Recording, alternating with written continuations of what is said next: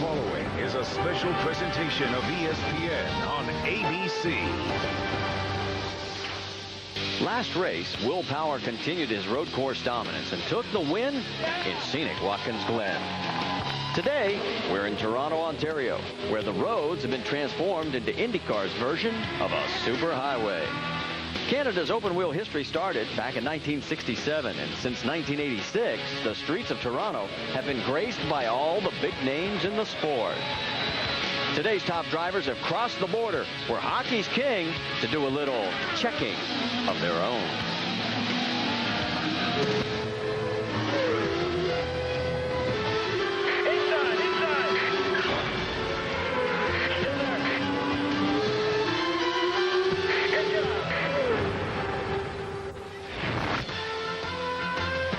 And we welcome you to scenic Toronto, Ontario, Canada for race number 10 of the 2010 IZOD IndyCar Series. It is an absolute picture-perfect day. The CN Tower and downtown off in the distance. And that is the scene here trackside. That's the front straightaway on this 1.75-mile layout.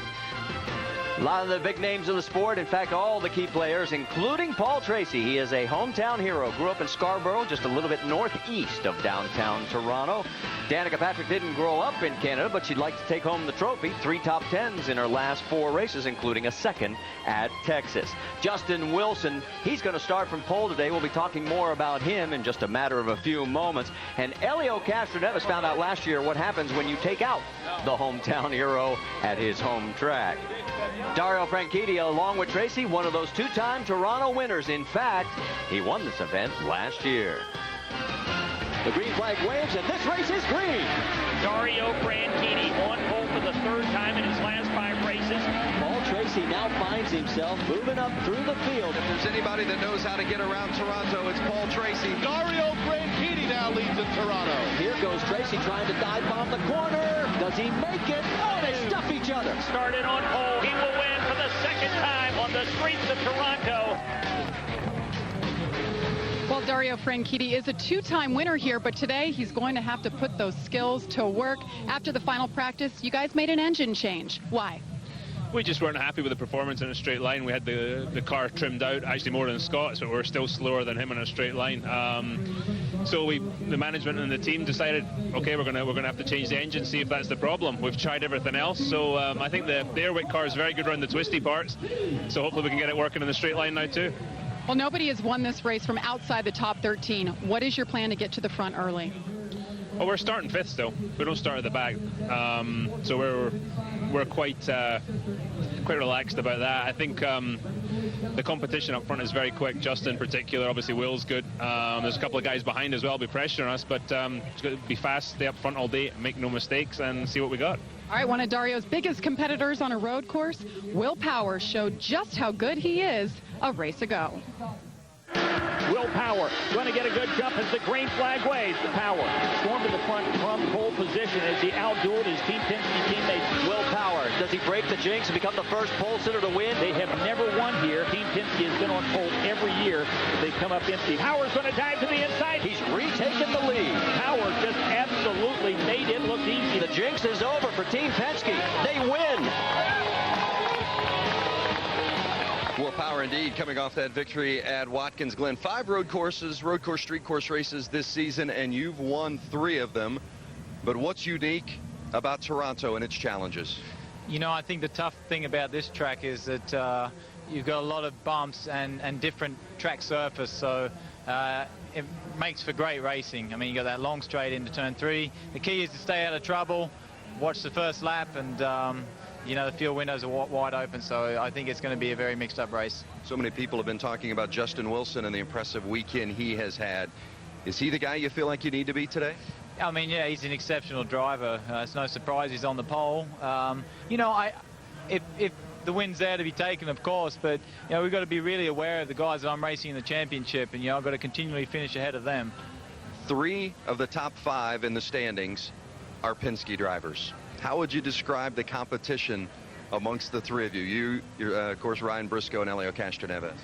It's friendly competition, you know. We always race each other really clean and fair. You know, but at the end of the day, they are another competitor, and you know, three different teams once we get on the racetrack. So I'd love to be ahead. that was very politically correct. Well done. Will Power, he's starting up front today next to Justin Wilson. Marty.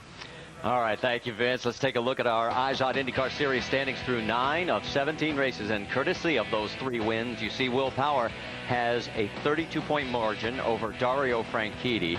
And then on down through the top 5. And take a look at the man in 8th position. Long way out. They're not going to be a contender probably for the championship. But, boy, I'll tell you what, he has had one heck of a weekend for Dreyer Reinbold Racing. Take a look at what happened yesterday in pole qualifying. In knockout shootout, I mean, this guy was strong all weekend long. Just a tick over 1 minute at 104.8 miles an hour. His first pole in the IZOD IndyCar Series, his 8th in the career, and he snaps the streak of 8 straight poles by Team Penske. He's Scott Goodyear. I'm Marty Reed, and we're so glad that you're with us here.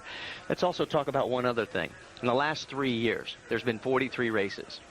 All those races have been won by Penske, Ganassi, or Andretti Racing, except for 4. Justin Wilson's played a role in that. And that's the amazing thing here, because this series is so competitive. But for Justin Wilson, who's done this with 2 different teams, it just goes to prove how strong he is, not only as a driver, but also technically. And that's what the teams tell us, that he has an understanding for the race car. And this track here at Toronto, Marty, is very technical, and I think that's why we've seen him here on the pole by a few tenths of a second, which is really unheard of with as competitive as this series is right now. Well, it's not often that we get to break news here in the series, but you saw that interview with Dario Franchitti, and Race Control and just informed us they were not aware that they changed an engine. They are reviewing whether or not he's going to have to go to the rear and start there, or will he keep his number 5 starting position. What do you think? Well, I think for the excitement of the day for the race, I put him to the back. Let's see how he can come through. I mean, obviously a great driver. He doesn't want to start back there, but I think it'd be great for our telecast and our fans today. Spoken from the guy who doesn't have to do the job. Don't have just to do it wants to anymore. watch it. Yeah. Let's talk about the guys who have come through the field here and won at the streets of Toronto. Of course, as you heard already, Bobby Rahal won the inaugural race back in 1986. And then from there, Al Unser Jr. won 2 of the next 4 races here at Toronto. And Michael Andretti, he was king of the mountain. 5 consecutive, 7 overall here in the streets of Toronto, Ontario. And Paul Tracy, the hometown hero, 2-time winner, 1993 and 2003. He is the hometown hero. Rick?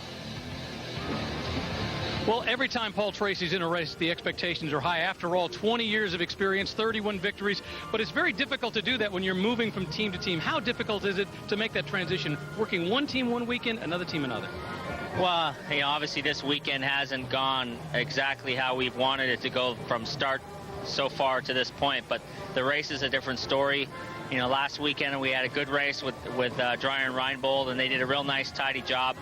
You know, for the whole team at KV this weekend, it's been a struggle. We've struggled with lack of grip, so we've got our work cut out for us today. But with all these signatures I have for Make-A-Wish, we've got the wings of the people on me, so hopefully that'll give us a boost. All right, you're starting in the back of the pack. Jimmy Vasser yesterday suggested, why not just start in pit lane to avoid all the trouble that may happen in front? Yeah.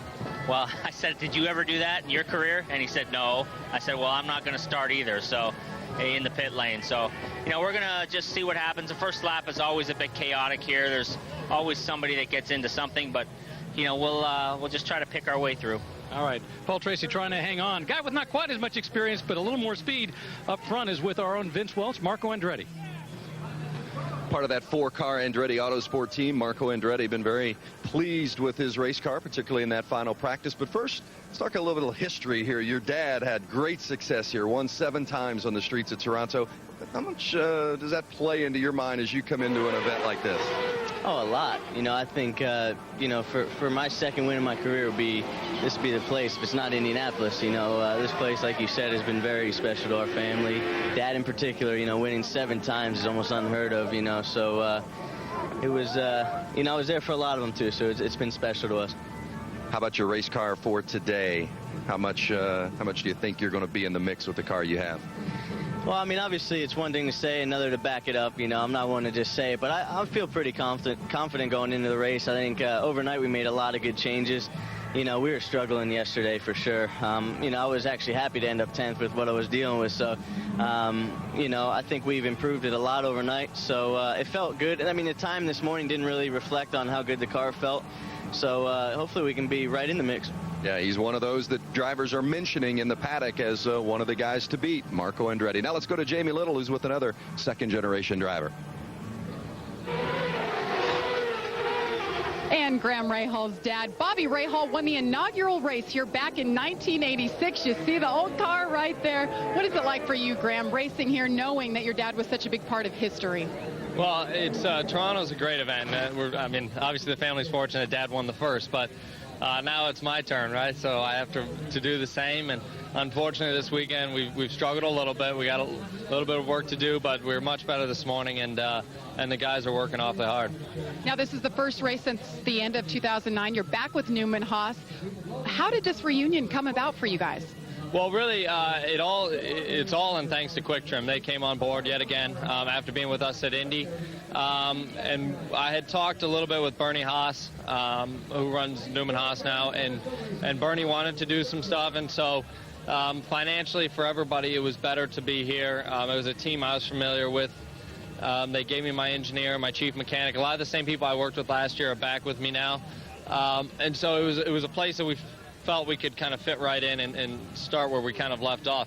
Unfortunately, it hasn't worked that way yet, but we know that we'll be here for 6 races.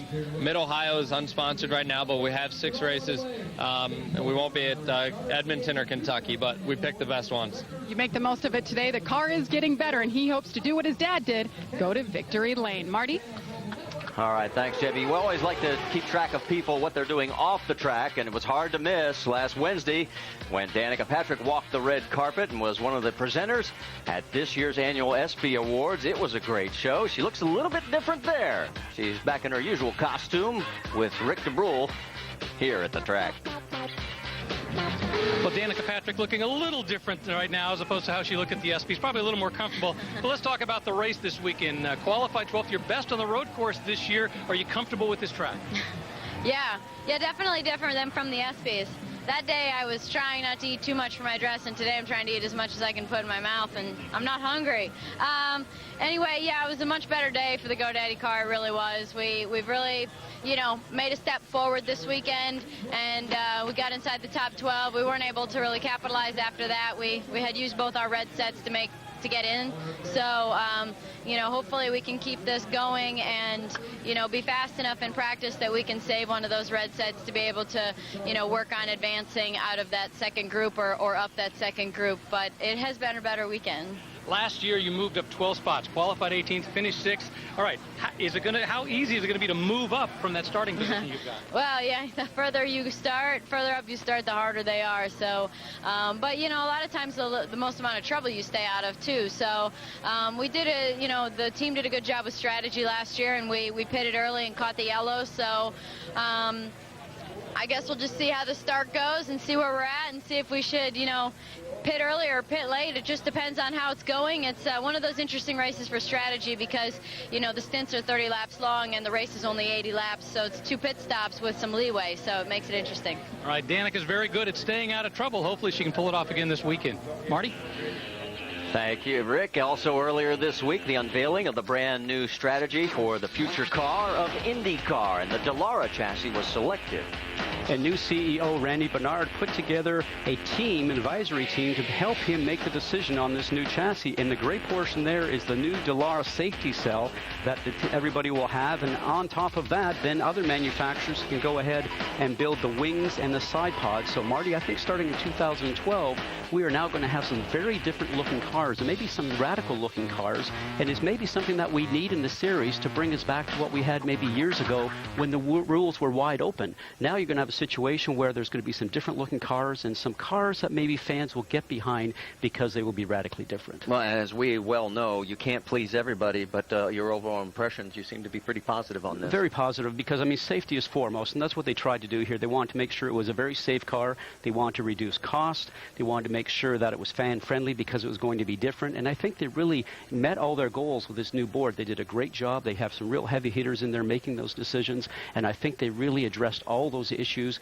Now the teams are anxious to get the cars late next year to get ready for 2012. Base cost supposed to be about 45% less than the current product out on the track. What about the engine combination? What do you think about that? And that's going to change too, because right now we're running a V8 engine, and now we're going to go to a 4 or a 6-cylinder engine, which is going to be turbocharged. Going back to the days when I drove, when we had turbocharged engines, 550 to 700 horsepower. So, and the cars will also be lighter. So a little bit more speed, and maybe some, I don't want to say new track records at Indianapolis, but maybe the speeds will be bumped up again.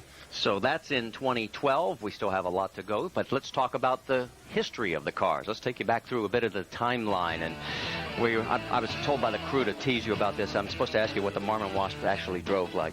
Well, thank you very much, but that might be more your area. Thank you very much, Tom. Of course, Ray Haroon winning the first Indy 500 in the Marmon Wasp. And the Miller chassis, it won 6 Indy 500s, and 2 of them were with Louis Meyer, who's aboard the car that we see in the picture. And then as we moved a little bit further, the old front-engine roadsters, the Watson Roadster, of course, that's Parnelli Jones sitting behind the wheel at the Brickyard. And in the mid to late 60s with a rear engine car, and there you see the Coyote with A.J. Foyt aboard. That was his 1967 winning car. And a personal favorite of mine. Anything that Dan Gurney built, I always loved. And in the 70s, the Gurney Eagle, and of course that is Bobby Unser. In the 1980s, and here is a Pennzoil Penske machine of Rick Mears, who won in 1988 aboard that car. And Marty, that's the era that I start to remember. Thanks. All right. Hey, as you can see from high above, a good crowd heading towards their seats. Cars are on the grid, and drivers are strapping in. And that means when we come back, we'll get the Compan to start engines and go racing here on the streets of Toronto.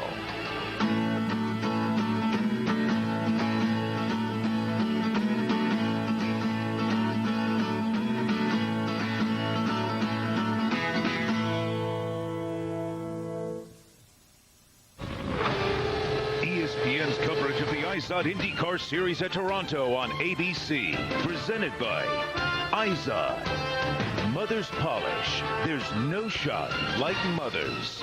And Honda, the engine supplier for the IZOD IndyCar Series. As we told you, it is an absolutely gorgeous day here in Toronto, and the crowd, as we mentioned, making their way to their seats around this 1.75-mile layout. And let's talk a little bit about that weather. As you can see, it's getting a little warmer. It's been up into the 80s, and a little bit earlier down trackside. Alex Tagliani, of course, one of the Canadians. He is a huge Montreal Canadiens fan, but did not want to insult the Toronto Maple Leaf fan, so he's got one jersey of each. And you know exactly what that's all about, Scott. Well, being a Toronto native, definitely Toronto is your team. And I have to say that I did lose a bet with Alex earlier in the year between Toronto and Montreal. It was for dinner, and he's not remembered, so I won't tell him. There are the stats. Let's show you what this 1.75-mile layout looks like as we start out from Google Earth. And Marty, the streets here in downtown Toronto are very bumpy, but they've made a very neat 11-turn circuit here through the Canadian National Exhibition in that 1.75-mile distance, as you said. And going down here into turn 1, it's a great passing zone. As we ride aboard now with Paul Tracy, just watch him coming out of turn 1, heading towards turn 2, and then he'll take that long run down that backstretch towards turn 3. And watch the Firestone telemetry. The miles per hour are going up. His changing gears are on the lower side. He keeps his hands on the steering wheel now with the new paddle shifters we're using this year. Hard on the brakes into turn 3. A great passing zone. Watch for a lot of action there again here this year. Out of turn 3, very slow first gear, just above 40 miles an hour. Accelerate very quickly up through the gears, all the way quickly to 100 miles an hour. Hard on the brakes for turn 5, and then you accelerate towards turn 6, which is a right-hander. Coming from 6, go through 7, down into 8. A very bumpy section of the racetrack again. Usually a lot of action there. We're exiting 8 right now towards 9. Watch Paul's hands from pavement to concrete to pavement. And this is very much similar to all the turns here at Toronto. Going through turn 11, very high-speed circuit. A lot of people having problem with their cars there. And a run back down the front stretch towards the Princess Gates. And that's one lap. And here we are looking at turn number 1. And all the guys are talking about the concrete patches, that it is so slick every time you hit them. And the grip is not consistent, so getting something to work for your race car is very difficult. All the drivers are telling me it's a huge compromise here to get your car to work. It's not great at all turns. So today they know that they have to be on top of it without trying to overdo it and make a mistake. There's turn 3. You'll remember it by the Budweiser banners. Again, concrete on the inside there. A real difficult spot. This is where Paul Tracy and Elio Castroneves had their incident last year. Okay, there's Dario Franchitti. Now, we have just been informed by race officials they made their investigation. No rules were violated, so he will get to keep his 5th starting position. So a very important break for the number 10 team wearing the Airwick colors for Target Ganassi Racing. So as the drivers strap in, you know, we talked about how difficult this course is. The best comment I heard, Scott, came from Ryan Hunter-Reay. He said you should feel like you will crash on almost every corner. That's how hard you have to drive this track to go fast. And that's because of the surface of this racetrack, because of the bumpiness, because of the pavement changes here. It's going to be difficult for every driver in the field. Well, we are waiting for the command to start engines. You can see the drivers trying to stay cool as the temperature gets closer and closer to that 80-degree mark. That's not the warmest it has been, but remember, we're going to be in the cars for about an hour and a half to 2 hours. We get word now it is time for us to send it down trackside to get this race number 10 underway. Honda, Indy, Toronto race fans, are you ready? It's time for those most famous words in motorsports. Here to give the command, please welcome our Grand Marshal, Academy Award nominated actor, Greg Kinnear. Ladies and gentlemen, start your engines. Oh yeah.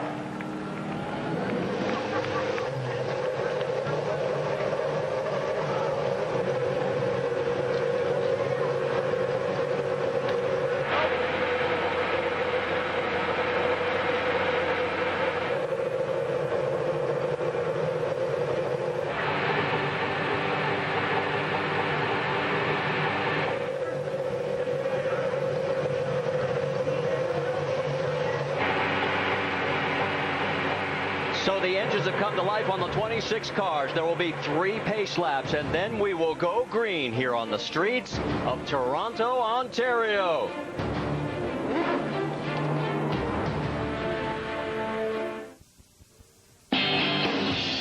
Here goes Tracy trying to dive bomb the corner. Does he make it? They have contact. Now it's returning. Oh, and they stuff each other.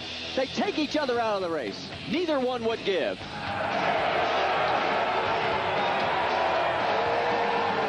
Be the last guy that I would have taken out here in Canada. Obviously, Tracy and I had something, it's always going to be like that. We were racing really hard. I'm not going to say he did it on purpose, but I think it's just a racing incident. I wanted to get by.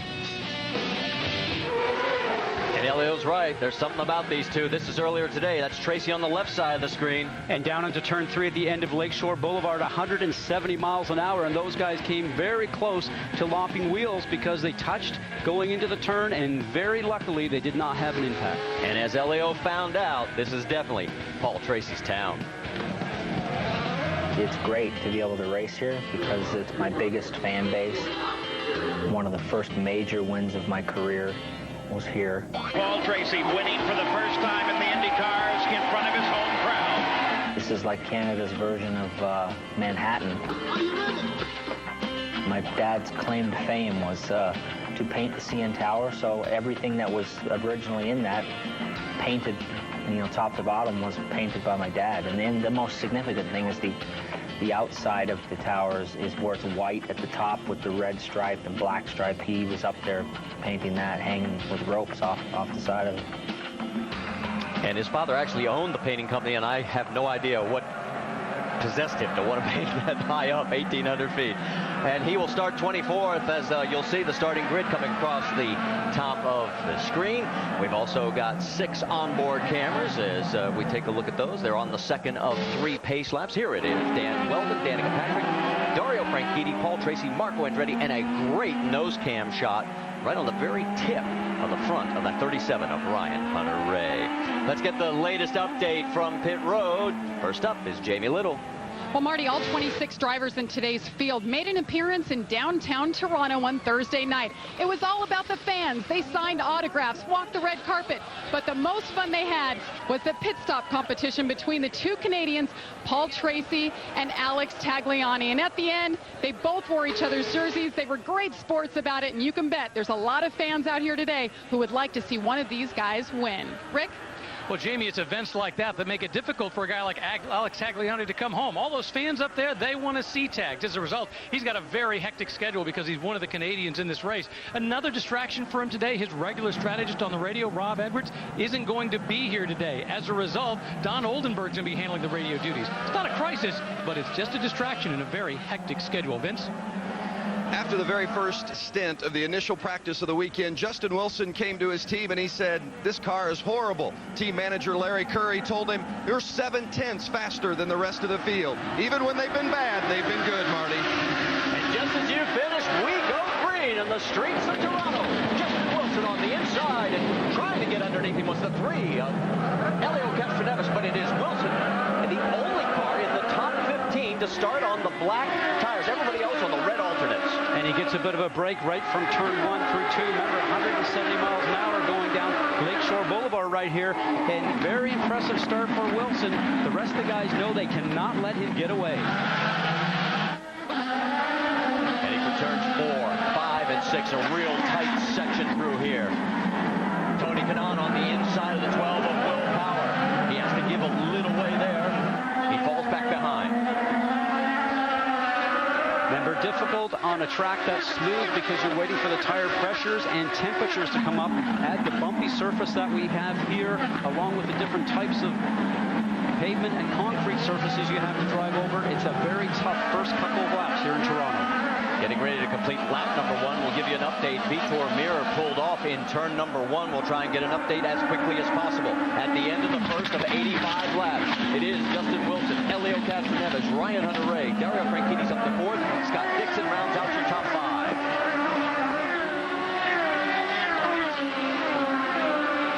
That's Lakeshore Boulevard. They head down that long back straightaway. One of the 2 best passing zones comes up here into turn 3.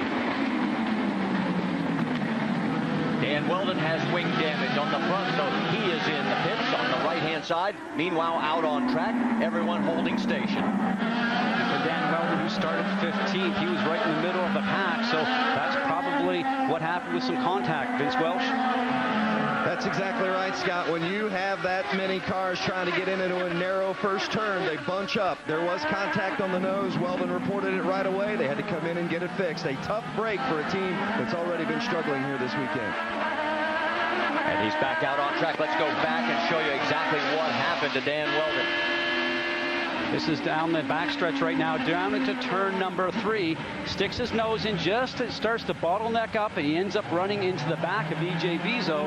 Doesn't look like any damage to E.J., but certainly had the wing damage to Dan Weldon.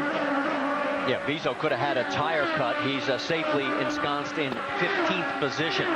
Meanwhile, up front, it is still Justin Wilson. And across the top, you'll see whether they're running the primary black or the alternate reds. And this was one thing that we talked about right before the beginning of the race. As you see Alex Tagliani trying to catch up and pass Paul, or I should say, the 7-Eleven, Tony Kanaan right there as they head through turns 5 and into 6. Turn 6 here, very difficult, a very long turn. All the drivers are complaining that it's so blind you can't see what's on the other side, but you're hard going through the gears and very quickly getting up to about 110 miles an hour down towards turn 8. As they come around turn 9, 10, and there is turn 11. There is your race leader. About a half a second lead, but let's get back to that subject that we talked about. He's the only car, Justin Wilson, on the primaries, and you mentioned it before the start. If he could maintain and even pull away, it would be demoralizing for everybody behind him on the red alternates. And that's certainly what he's trying to do right now, but it looks like Castroneves is starting to make up just a little bit of time on him. With the black tires, they might not come up to temperature and grip as quickly as the softer red compound tires, as we get Ryan Hunter-Reay right now on the inside. And that's a nice move because he did slides underneath Dixon. Very difficult passing we talked about going around here. Now, as you mentioned, Marty, It's only Justin Wilson that's on the black sidewall tire. It's what they call the primary tire. Everybody else has gone to the alternate, that red one, which is softer, which does have more grip, but will it last as long throughout the stint? That's what everybody's going to find out here shortly today. Let's find out on that strategy, Vince Welch. Well, Justin Wilson has been very good on the blacks. You're actually even a little bit better on the blacks this weekend than he has been on the reds from a comfort perspective. But they have 2 sets of sticker reds coming into this race. And when I asked Larry Curry, their team manager, why they decided to start on the blacks instead of start on one of those 2 sets of sticker reds, he said, we want to be good early and great late. If we've got 2 sets of sticker reds, we don't see there's any way we're going to be anyway beatable in the later stages of this race. We'll see. It's the second race this year that he has led. He led 11 laps in the closing stages of the Indianapolis 500. Well, that new engine must be to Dario's liking, Jamie Little. He started 5th, and he is now up to 3rd. Definitely on the move forward. Just wanted to update that engine situation. I talked to Chip Ganassi.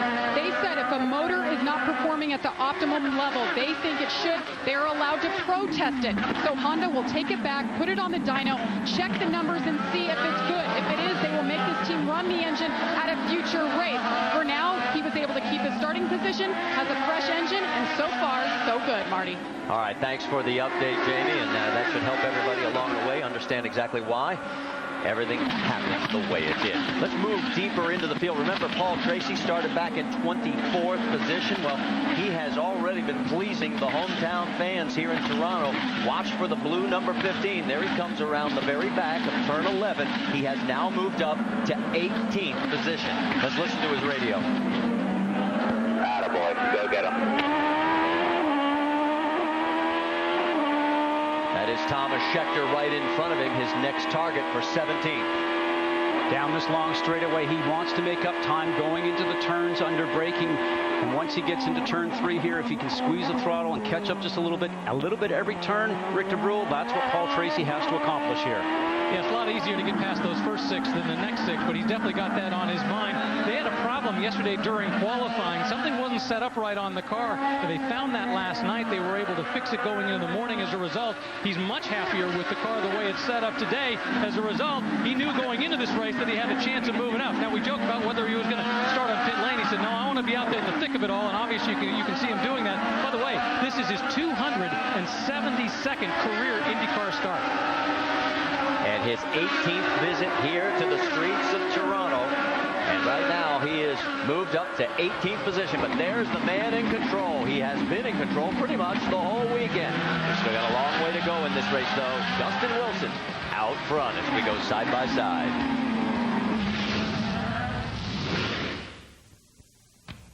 I compete with sugarcane ethanol. I compete with sugarcane ethanol. I compete with sugarcane ethanol. I compete with sugarcane ethanol. I compete with sugarcane ethanol.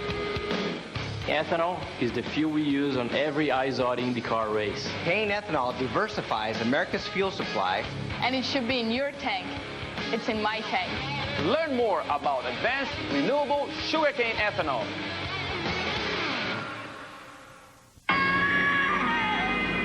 Select IZOD IndyCar driver. Driver selected, Tony Kanaan. Select race transport. Mission finish first.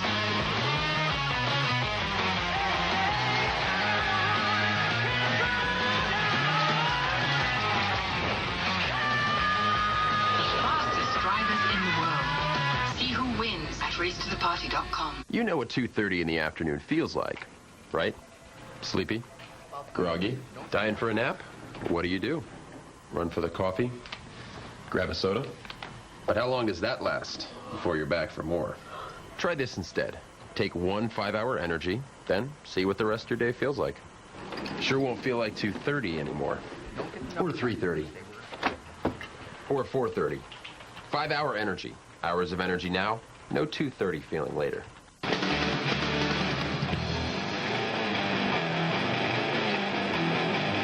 IndyCar Nation, why aren't you a member yet? Follow me behind the scenes. Free timing and scoring. Free live video streaming. New and improved member benefits. Why aren't you a member yet? Visit IndyCar.com. Enjoy IndyCar Nation today.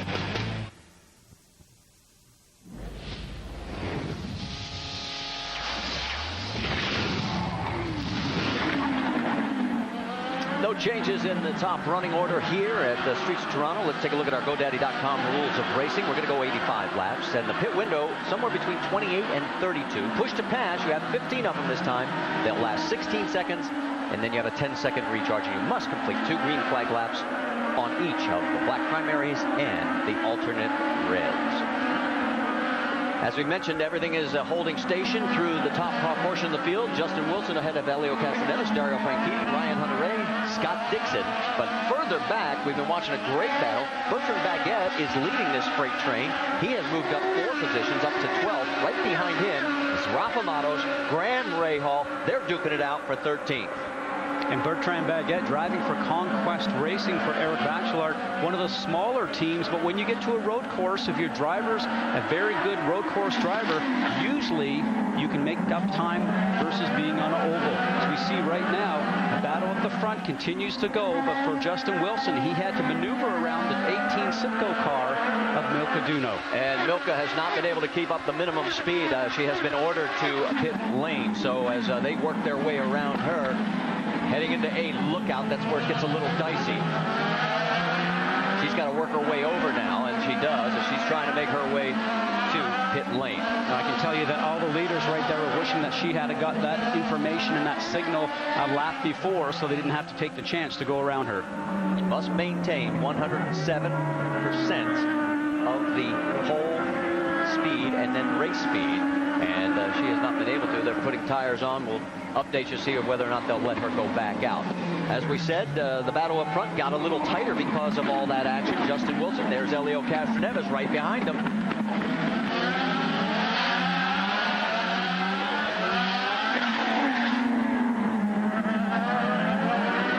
Helio's trying to put the pressure on, but so far, Justin Wilson's strategy of starting on the primary blacks is working perfectly. Now, as they continue to run through this fuel load, and they think they might be able to get somewhere between 28 to 32 laps on a fuel stint without yellow, in theory, the red tires might start to go away and the grip might start to fall off. So in that scenario, your car might go a little slower. Firestone telemetry showing you what's happening with Dario Franchitti as he's running in third.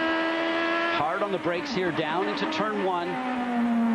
Paddle shifters, remember, on the steering wheel, no longer reaching over to grab the stick shift on the right-hand side. All the drivers love that, especially at a bumpy place like we have here in Toronto. Watch the speed here on the Firestone telemetry on the top right-hand side.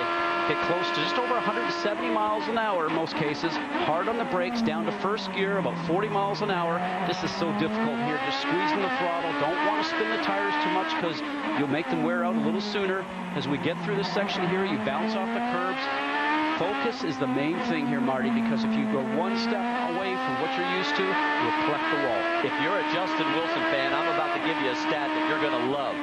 In the push-to-pass department, he has yet to hit the button. Helio Castroneves has already used one trying to overtake and has not been successful. And what that push-to-pass does for you is you push the button on the steering wheel, and as you mentioned, for 16 seconds, you end up getting a little bit more horsepower, another 200 RPM, so some more horsepower to the engine makes you go a little quicker, but it hasn't worked for Helio so far. Let's get an update from the 22 pit. Vince? Well, this team was very disappointed with the way it finished last year. They came here with 2 cars that they felt were very solid cars, and they got nothing to show for it at the end of the weekend. And Larry Curry, the team manager, knew that they had a setup that would be successful here, and he knew that his driver, Justin Wilson, was just the guy to execute it. Wilson is a former winner here. He won here during his Champ Car days. They were disappointed with a 10th place finish last weekend in Watkins Glen. They had a team meeting this week about making sure that they had their game together. They had their I's dotted and their T's crossed. A lot more focus coming into this weekend, and they have executed the plan perfectly so far.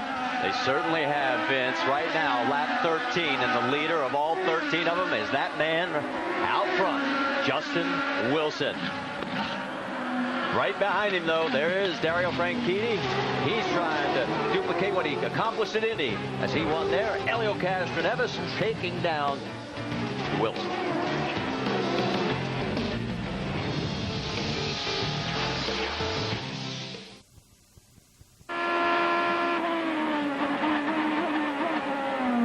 at Toronto. Let's talk about the calendar coming up, because the Fram Auto Life NHRA Nationals finals tonight, 6 Eastern on ESPN2, and the NASCAR Nationals tomorrow at 5 Eastern on ESPN2. And the NASCAR Nationwide Series will be at O'Reilly Raceway Park in Indianapolis. That's Saturday night, 7:30 Eastern on ESPN.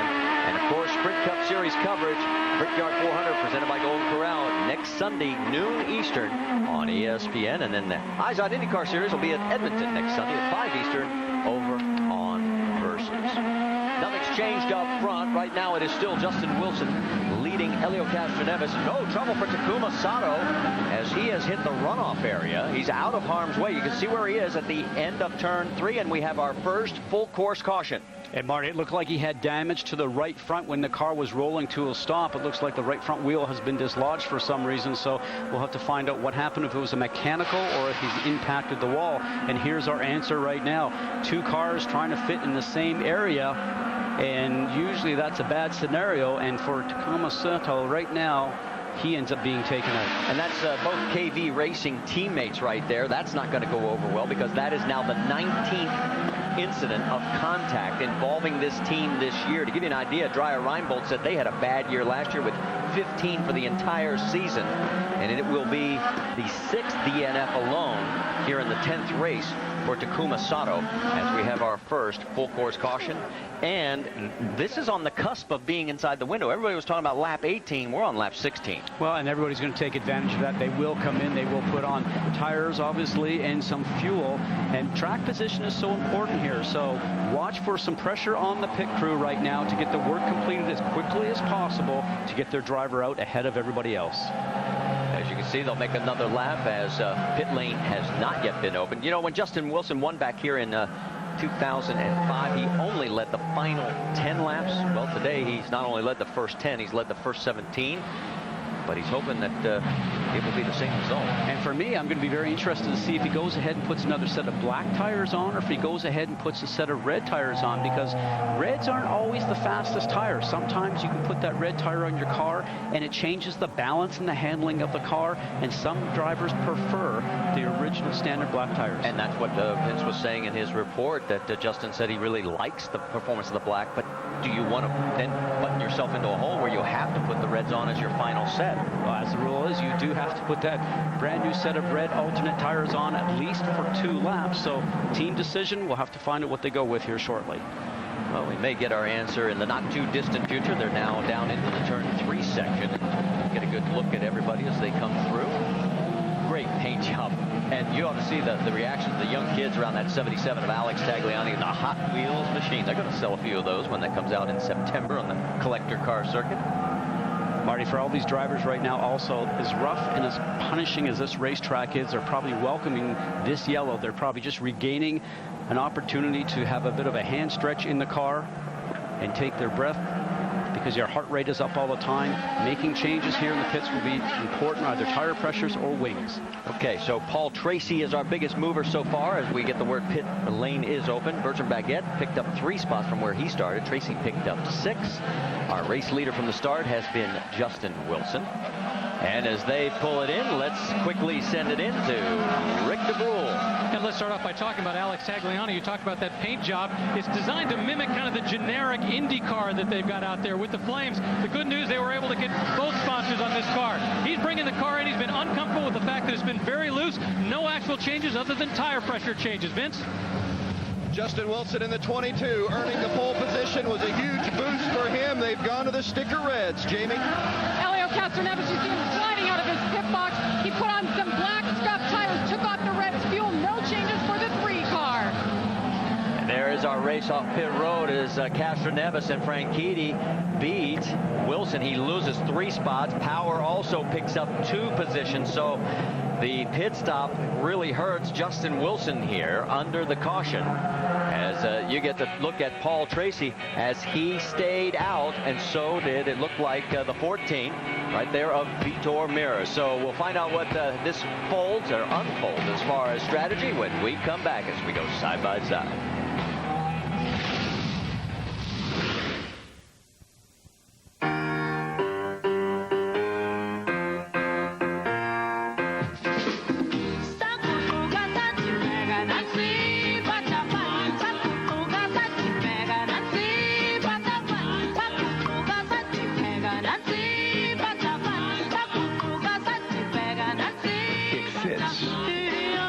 without fitting in. Introducing the Accord Cross Tour from Honda. For the millions living with COPD, breathing becomes a struggle. COPD is chronic obstructive pulmonary disease.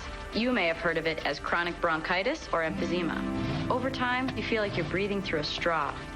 It's the 4th leading cause of death in the U.S., and it took my grandmother. If you're over 35 and have ever smoked, you could be at risk. Good news is, you can improve your symptoms. I'm Danica Patrick, and I drive for COPD. Join the movement at driveforcopd.com. Take our screening questionnaire today and talk to your doctor. ABC Wednesday. Scared there won't be a modern family? Well, breathe easy, America. What? Because Wednesday at 9/8 Central, the Emmy-nominated Best Comedy is on. Oh, yeah. Back in the day, I was quite the dancer. Oh, my God. You and Dad together suddenly makes so much sense. And it's going to be the mother of all episodes. Her first word was every gay father's worst nightmare. Mommy. Mommy. ABC's Modern Family. Wednesday, 9/8 Central on ABC. Laugh on. People are going to die in spite of what we do. That's the job. All new ABC Thursday. Every minute, a rookie cop is put to the test. Proceed with caution. They are dangerous. But some lessons have to be learned the hard way. Let me tell you something about partners. You back them up no matter what. Go, I'll be fine on my own. We're still down there. Get everyone out of the house. I'm not there. All units report hostage situation in progress. ABC's Rookie Blue. All new Thursday at 9/8 Central. Part of ABC's new summer season.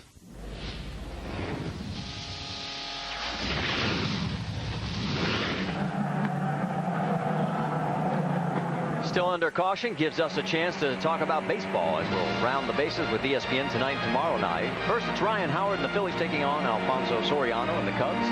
ESPN Sunday Night Baseball at 8 Eastern. And then on ESPN's Monday Night Baseball at 7 Eastern, the Phillies head to St. Louis to face Albert Pujols and the Cardinals. Both games available on ESPN3.com. As we mentioned, under our first caution, there is the nose camera view from Ryan Hunter-Reay. You feel like you're literally riding right on the road. Been told by race control we will not go green this time by, so a little bit of time to talk a bit about strategy. You know, we sometimes make the assumption that a stop like what happened to Justin Wilson is something that went wrong in his pit box, but let's throw out the possibility of potentially short filling.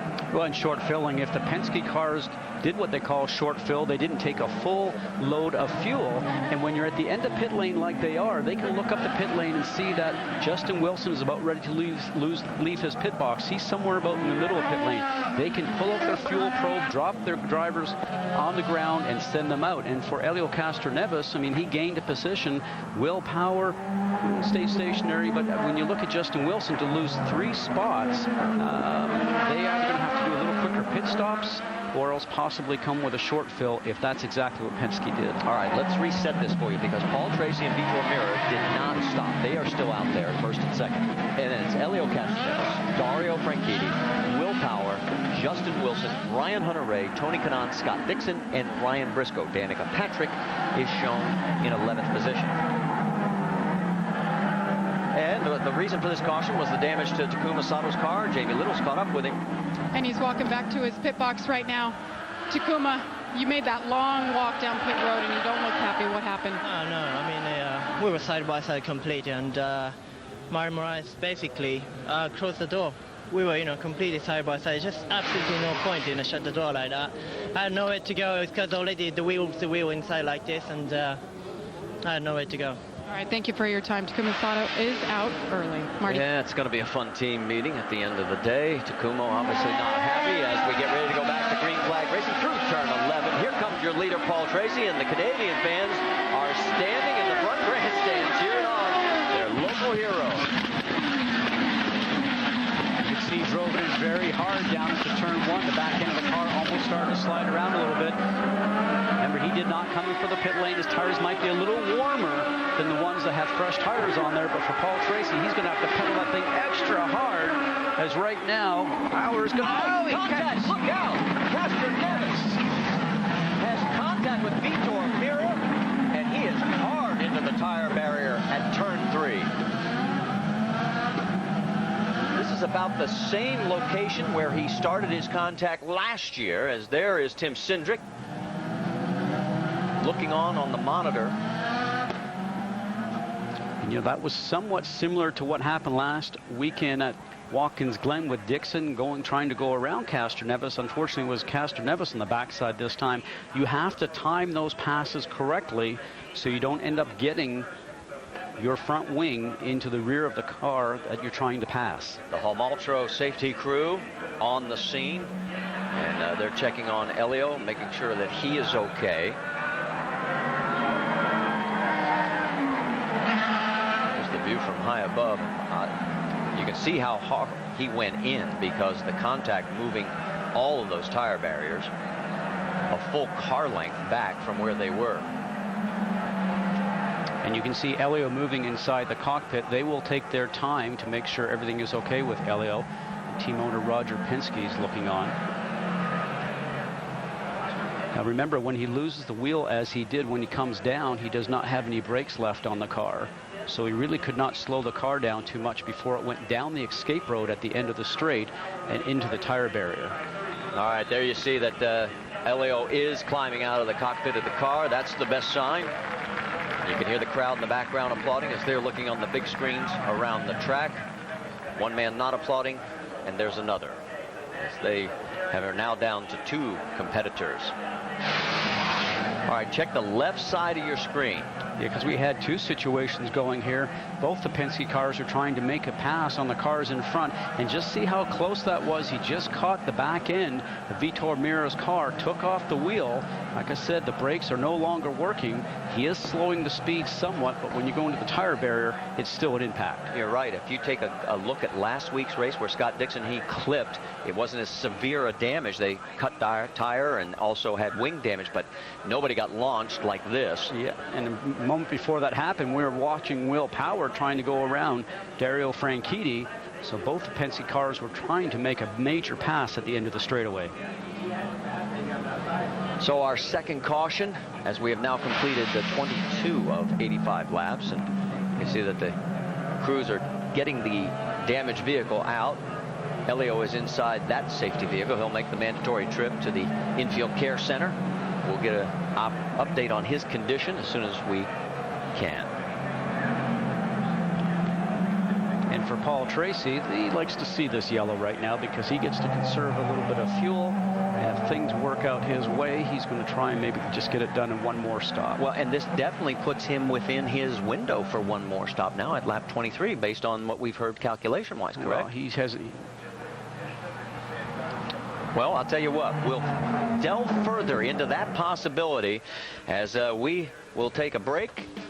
And we're under our second caution here with just 23 laps complete of 85.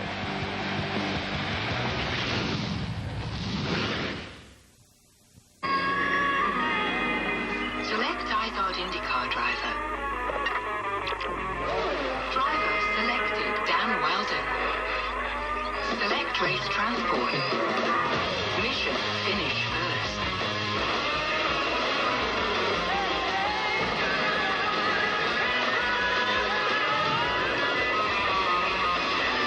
The fastest drivers in the world.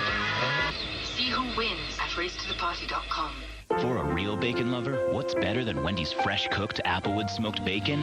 Falling in love over and over and over. Because now there's 3 ways to fall. The Bacon Deluxe, the Bacon in Blue, and the Baconator. You know when it's real.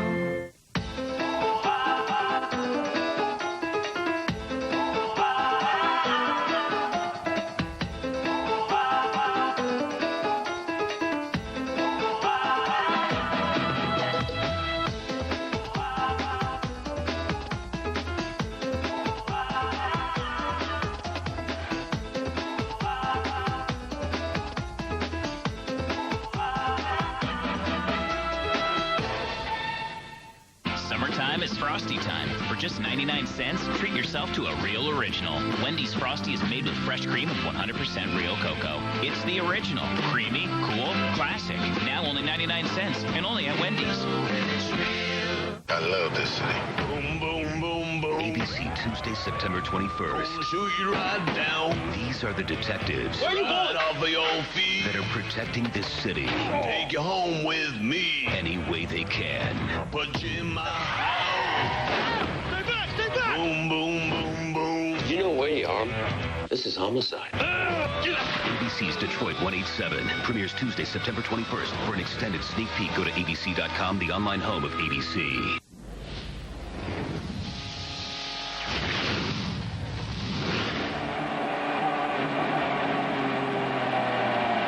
Back here at Toronto earlier this morning, the Firestone Indy Lights had their race, and J.K. Vernet, for the 4th time this year in 7 races, held off Dan Clark and the rest of the field to pick up the win.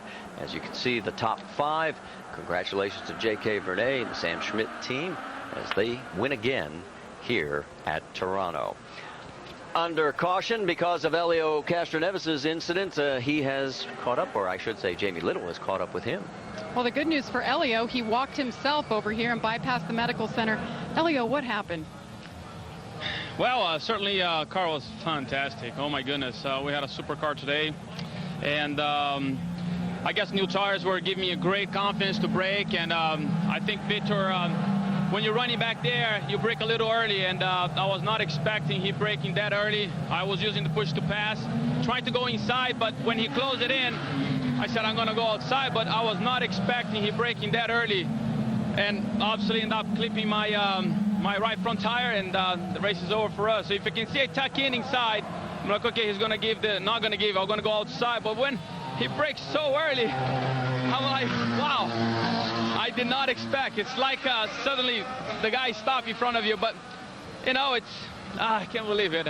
This place it's love and hate. I love this place. Okay, every year we actually fast, but unfortunately we always have a DNF. So, well, let's go thinking about next year, hopefully not have a DNF. Hey, on the bright side, last year it was booed by the fans. This year you took the lead and they all applauded. That's right. Hey, booze, applaud. Well, both of them were DNF. I want to change next year. Well, Helio's talking about DNFs. 5 of the last 6 races here, he has DNF'd, Marty. It's his 2nd DNF of the season. He came into the race 5th in points, 22 ahead of Ryan Hunter-Reay. Ryan will have to finish in the top 3 to overtake Helio today in the points championship. All right, let's reset it for you. Paul Tracy stayed out. Vitor Meira stayed out. Dario Franchitti is 3rd. Will Power 4th. Justin Wilson rounds out your top 5. You saw on side-by-side, Mario Romancini was really the only taker on pit lane as far as this last caution as we're getting ready to go back to green flag racing. Paul Tracy again in front of the hometown fans. Brings them around as we get ready to work on lap number 26. We are back to green flag racing here in the streets of Toronto. Now for Paul Tracy and Vitor Meira, who's aboard the ABC machine.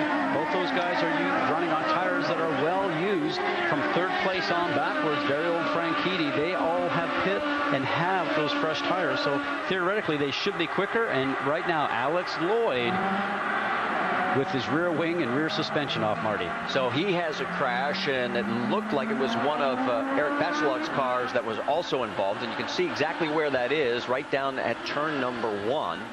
And again, we're going to go back to full course caution. So after running pretty clean early in this race, we're having 3 quick cautions.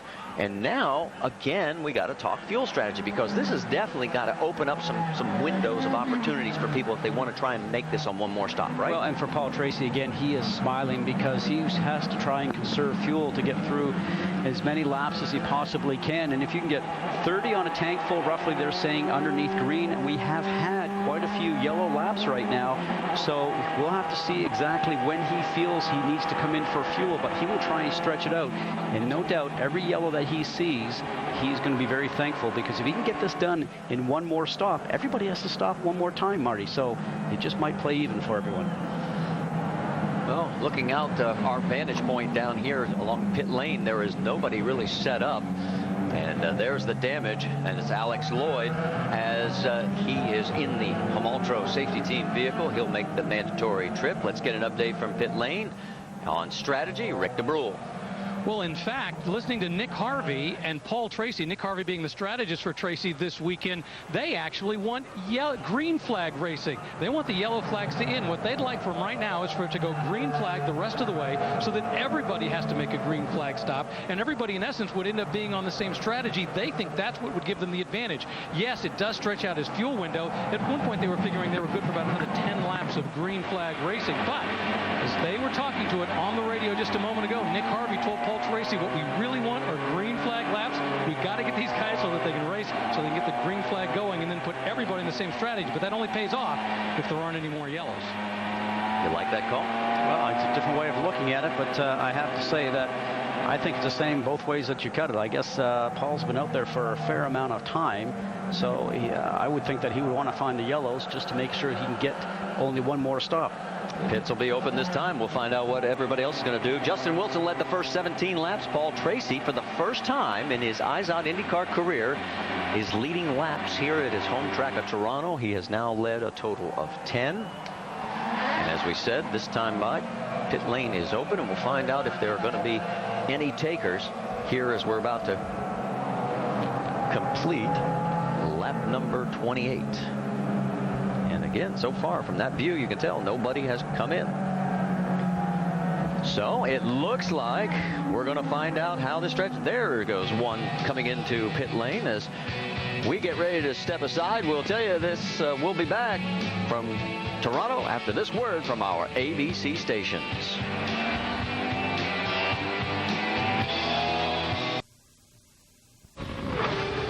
ESPN's coverage of the Izod IndyCar Series at Toronto on ABC. Brought to you by GoDaddy.com. Domains, websites, and everything in between. Firestone, the first name in Indy racing. And Mother's Polish. There's no shine like Mother's. Still under our third caution here on the streets of Toronto, and lost in the shuffle of the crash involving Alex Lloyd right before the yellow. Take a look and watch what happens. Dario Franchitti, that's Vitor Meira right in the middle of this sandwich. And then Elio talked about how early Vitor Meira was braking going down that long back straightaway into turn 3, and we saw that there. That he's on the brakes a lot earlier than everyone else, and they can get some passes completed. And that was Dario Franchitti, and also there Will Power making a pass. That's a very difficult place to get around, and he moves into third. Franchitti now into second behind Paul Tracy. Here's another view. And for right now for Vitor Meira, he's lucky he didn't get hit in the back and sort of sent down the escape road. Will Power did a great job on making sure he didn't do that to him. And there is the pass. I can't remember the last time we saw in 2 years a pass there in turn 5. Oh, and I've been around this track numerous times. It's very difficult. And when you come off a restart, you hope that your car has grip. And if your car's not working for you, and I have to say right now, Vitor's car probably does not have as much grip as the leader, so that's why they didn't get that pass completed. All right, let's talk a little bit more strategy involving Paul Tracy, Rick DeBrule. Yeah, sitting here with Nick Harvey, who's the strategist. Let's talk about what the plan is. You were saying you really want as many green flag laps, and yet why not yellow? Hopefully do it on just one stop. Well, if we can stretch the field, I mean, we were further down in the field, so we had to go off strategy with what the leaders are doing to make it work. Now we need a green flag so we can stretch the field out, so when we pit, we don't come out of the back again. We come in midfield. Right now, we just hope it stays green a long time, so when we pit under green, so do the leaders when they have to pit again, and then it'll all cycle out and work out. All right, let's talk about tire status. I mean, those tires have been on there a long time. How are they doing? Well, I prefer to have new ones. But he's keeping them under there. We got a little bit of push in the car, but he's dealing with it really well. And the good news is that they're hot, and it's PT in Toronto, so I'll take that every time. All right, so they're confident about their man up there. They just need a little luck to make it all work, Marty. All right, thank you, Rick. And, of course, Paul Tracy racing in front of his hometown. We talked to him. For me, it's the biggest race of the year for me. Obviously, there's always been a lot of pressure from, not only myself. There's nobody that puts any more pressure than I put on myself to do well here. But, there's always a lot of media pressure to do well, the hometown guys to do well. And as we get ready to come back to racing, here we go through turn number 11. Green flag flies, and Paul Tracy leads the field.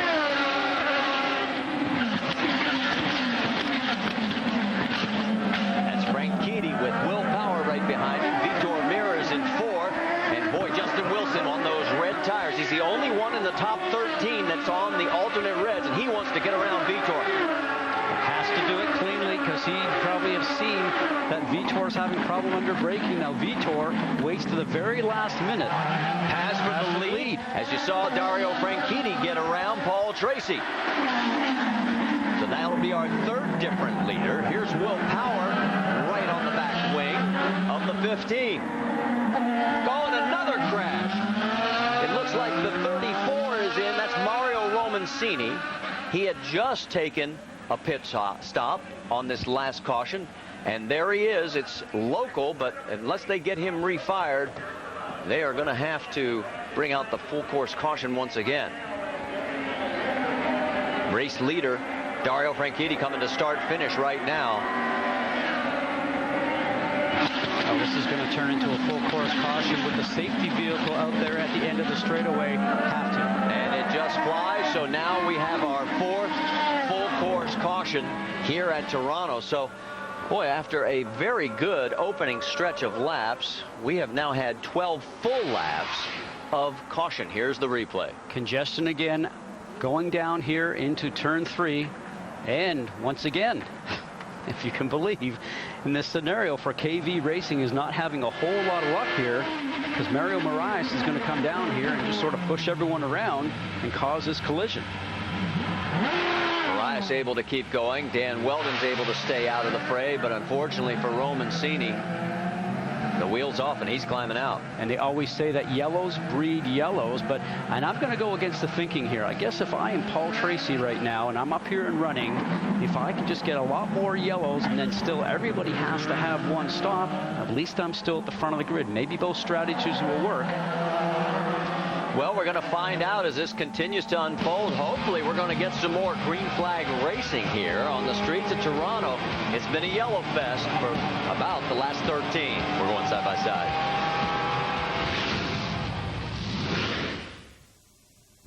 Story about a man with a car and a job, a wife and a kid, and his name is Bob. Just a regular guy with a regular car, but it's what he rolls on that makes him a star. His Firestone tires are known far and wide. The way they perform gives a sense of pride. That's Bob's story. He ain't no liar, because everybody knows the legends ride fire. Legendary drivers need legendary tires. We're ready to go racing at Watkins Glen International. Car number 2, James Hinchcliffe, will break into turn number 1. Car's into the wall. Looks like Pepper Man going underneath Dan Clark, ran right into his left rear and took them both right into the wall. We have a new leader headed out of the bus stop. It's the number 7 machine of J.K. Vernet. Sebastian Saavedra now starts the beat and bang on the number 2 machine. Hinchcliffe pulls to the rear wing, but he will not have enough, and J.K. Vernet, the Frenchman, will win.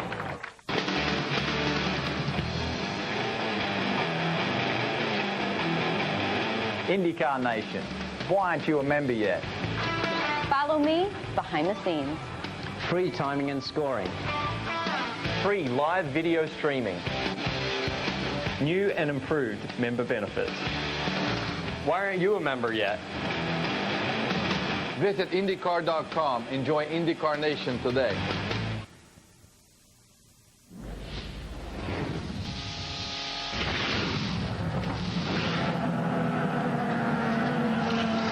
In Toronto, well, Paul Tracy and his team, they finally called Uncle. They realized they could only get a couple laps of green flag racing after this yellow. As a result, they've brought him in. They've got to hold him a little bit, get the fuel in. They're going to go ahead and put on the new tires and send him back out. Hopefully the last time they'll have to do this. They've got to have obviously a problem with the fuel, getting it all in there, Vince. Well, Vitor Meira, A.J. Foyt has talked to him about his braking. They had brake issues yesterday, and it seems as though Vitor is braking much earlier, certainly, than what A.J. would like for him to brake. And they talked about the fact that, are the brakes working okay? Vitor seems to think that they are, but we've seen a couple of instances where he has been braking much earlier than the car behind him, causing a little bit of an issue. So we'll keep our eye on that situation, Marty. And they quickly catch up to the back of the field as we're about to get ready to go back to green flag racing. We can't tell you that IndyCar officials have levied a penalty against Mario Moraes. He'll have a drive-through after we go green for the avoidable contact, which he did not avoid. Well, it seems like it was a long, long time ago. In fact, it was 2 cautions ago when Alex Lloyd had his issues, and Jamie Little's caught up with him. And he is okay. He walked out here to pit road, and 2 weeks in a row, unfortunately, Alex, we're meeting like this. Leads me to ask, what is going on out there right now? I don't know. I mean, for us, we think something may have broken because it was pretty sudden, just kind of going down the straight, and then Just before braking to turn 1, it just started doing 360s down the straight. So something happened there. We'll have to take a look at it, see what happened. But it's slippery out there, and people are racing hard, and it gets bottlenecked up at some of these turns. And so it's not easy, but people are making a hard job of it so far. All right, we've gone back to green, Marty. They certainly have, down into turn number 1. As you watch, we'll reset it. Franchitti, Power, Wilson, Hunter Ray, Tony Kanaan. That's your top 5.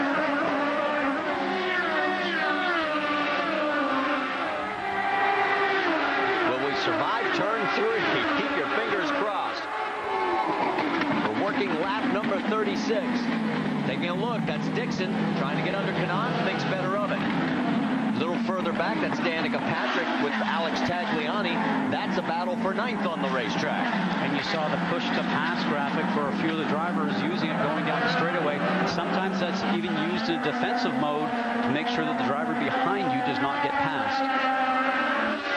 Somebody who's used it the most is Danica Patrick as she goes zooming by there. She's used it now. She's down to 9 remaining out of the 15. You mentioned out of this whole group, the only one that's on those red alternate tires is 3rd place Justin Wilson. So what he'd like to be able to do is maybe take advantage of the grip of those tires because they do come in a little quicker and maybe get past some cars directly in front of him. Tagliani able to hold off Danica. Rafa Matos trying to put some pressure on the 7 car. And then Graham Rahal. And now we go on more with Danica, and you can actually watch her footwork.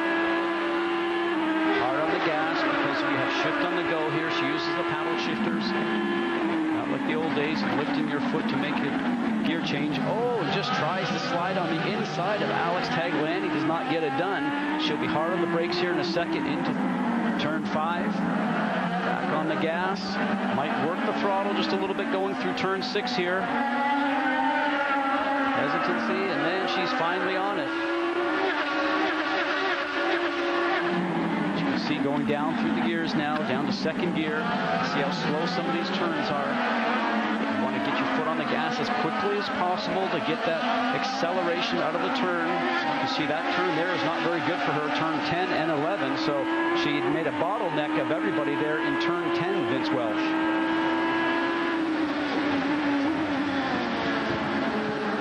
Danica Patrick's had a oversteer problem throughout much of this weekend. That means the car has been very loose. She hasn't had a comfortable feel with it. They put more downforce in the car for qualifying, and it was better. Took the downforce back out for the morning warm-up. It was loose again. So they put about 3/4 amount of that downforce back in the car today. She says it's much more manageable here in the race. They did give her a little front wing because of some understeer in that first stop, but otherwise a pretty comfortable car, at least in regards to how it's been throughout the course of the weekend for Danica. And as you finish up, Vince, we were watching some great action going on between Tony Kanaan and Scott Dixon, and they gave each other enough space.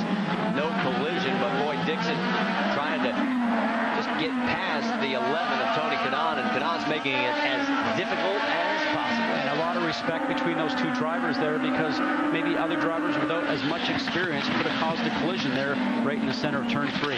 While all this is going on, remember we told you about Paul Tracy as he came in for a pit stop. He is now in 17th position, 15 seconds behind the race lead. Now, we've also just heard from race control that the 11 of Tony Kanaan has been warned about his race line in the driver's meeting. They were talking about where you had to be, and he does move over this time. And now the 9 of Scott Dixon makes the pass. And under braking, a nice, smooth, clean pass, and Dixon set him up perfectly. But what they were saying is that the 11 car of Tony Kanaan was not moving over to set himself up for the entry to turn 3 as early as he would if he was driving by himself. A bit of a defensive line there by Tony Kanaan. So Dixon's now 5th, bumped Kanaan back to 6th. Our race leader is Dario Franchitti. He's our 3rd different leader here today as we have completed 38 of 85 laps. Stay with us. We're going to go side by side.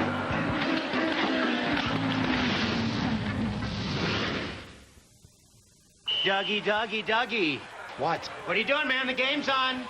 I used to watch for the commercials. Thank you. Wardrobe malfunction. Right. Whoa, is that Danica Patrick? Waiting for an exposure ad to run. You won't see it on TV, but it's on at GoDaddy.com.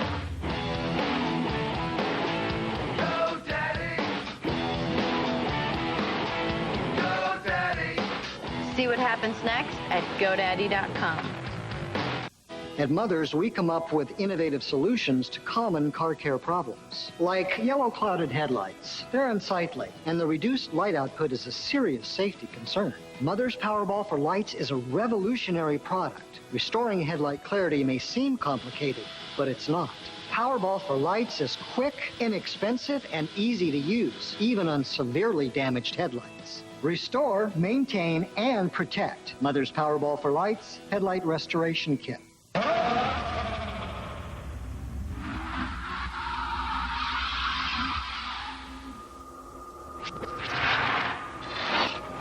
There's a reason why.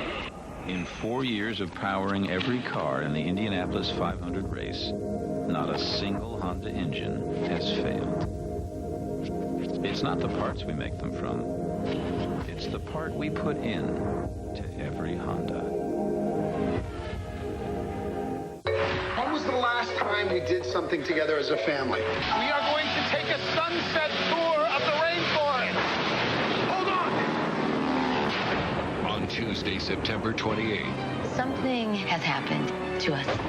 one family will go from ordinary to extraordinary. You two are freaky. ABC's No Ordinary Family premieres Tuesday, September 28th on ABC.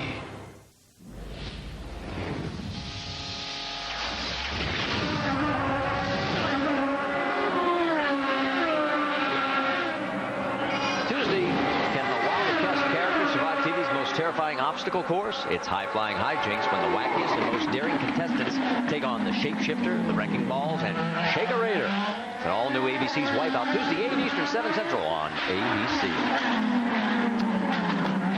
Caution a few laps ago as you watch the racers up front on the lead, Dario Franchitti and Will Power. That was Mario Romancini who was involved in that, and Romancini is with Jacob Little.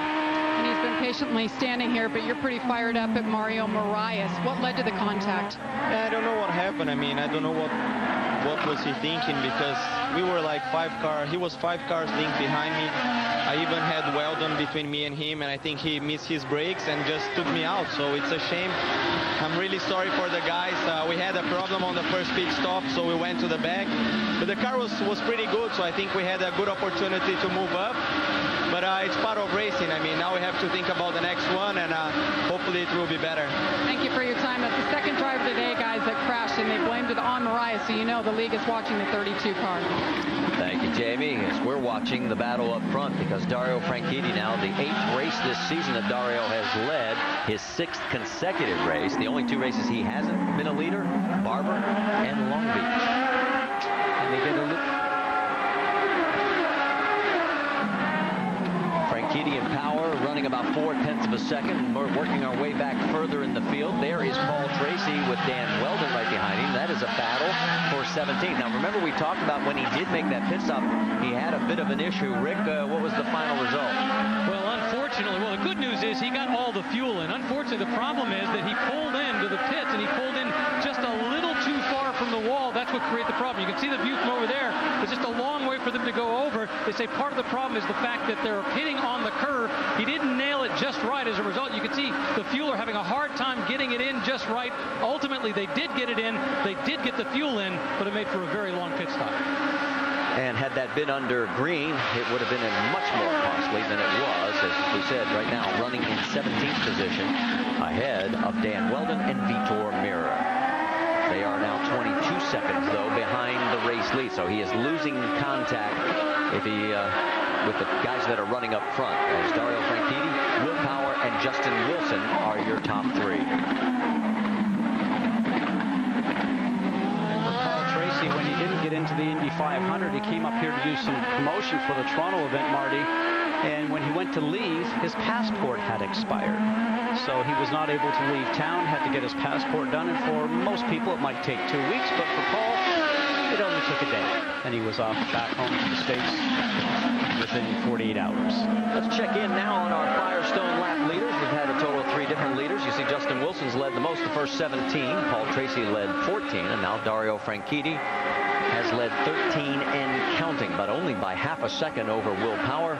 and 1.4 seconds over Justin Wilson. There you see the top three. They've opened up a bit of a gap over Ryan Hunter-Reay in 4th, Scott Dixon in 5th, Tony Kanaan in 7th, and on further back through the field. Good battle right now, though, between those three. Going to try something a little bit different for you. Let's do an all-onboard up to speed. Jamie Little, you are with Dario Franchitti's crew. Our leader, well, he's had an eventful few days here in Toronto so far. He's been struggling with the balance of this car, and basically the team told me they changed everything but the engine. Well, they took care of that as well. After final practice today, he got himself a new engine, started 5th, and he's been so good. Chip Ganassi, team owner, rarely gets on the radio saying, great job, great passes, stay on it. Vince? Ryan Hunter-Reay is currently running in 4th position in that 37 car. Hunter-Reay hasn't been completely happy with his car throughout the course of the weekend, but I spoke with him before the race, and he was actually pretty pleased at this point. So going into the race with a car that you're happy with is a big advantage. He said this course is very tough. You're on edge all the time. You race it like your hair is on fire, if you can imagine that. Marco Andretti running in 8th place. Marco was 8th here last year. Of course, his dad and Michael won here 7 times. We talked to Marco in the pre-race. If you were with us, he told us, my car is good. He's been happy with it so far in the race here today. Marco Andretti still working his way toward the front. Rick?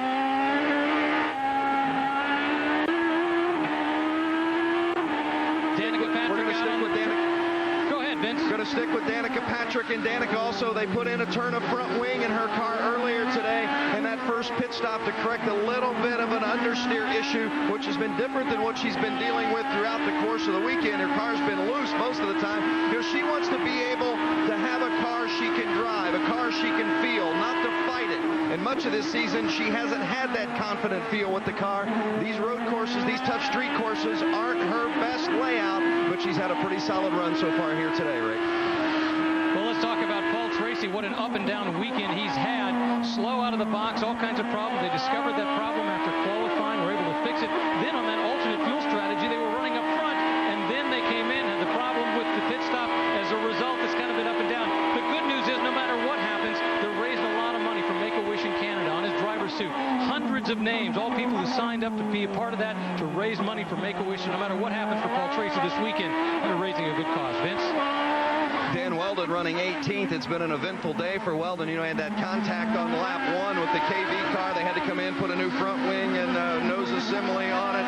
He also had a little bit of an issue later in the race, nearly having contact. They did put a couple of turns of front wing in the car. This is a track that is very difficult on this team, not just from a driver's standpoint, but from an engineering standpoint as well. They really feel like they're playing catch-up when they come here to Toronto. They want to just get a good, solid finish here this week and next week in Edmonton. Remember, last week they recovered from an early spin and still salvaged a 6th-place finish. They could do something like that today. It would be huge, Marty. All right, thank you, team. As we are now got 38 laps to go. We're past the halfway mark. You see our race leader, Dario Franchitti, now with a 7/10 of a second lead over Will Power, with Justin Wilson now 2.2 seconds behind. He is, remember, the only one in the top 10 that is running on the red alternates right now. As from high above, you get a great view. There's your top 5 after 47 laps. We'll be back with more after this from our ABC stations.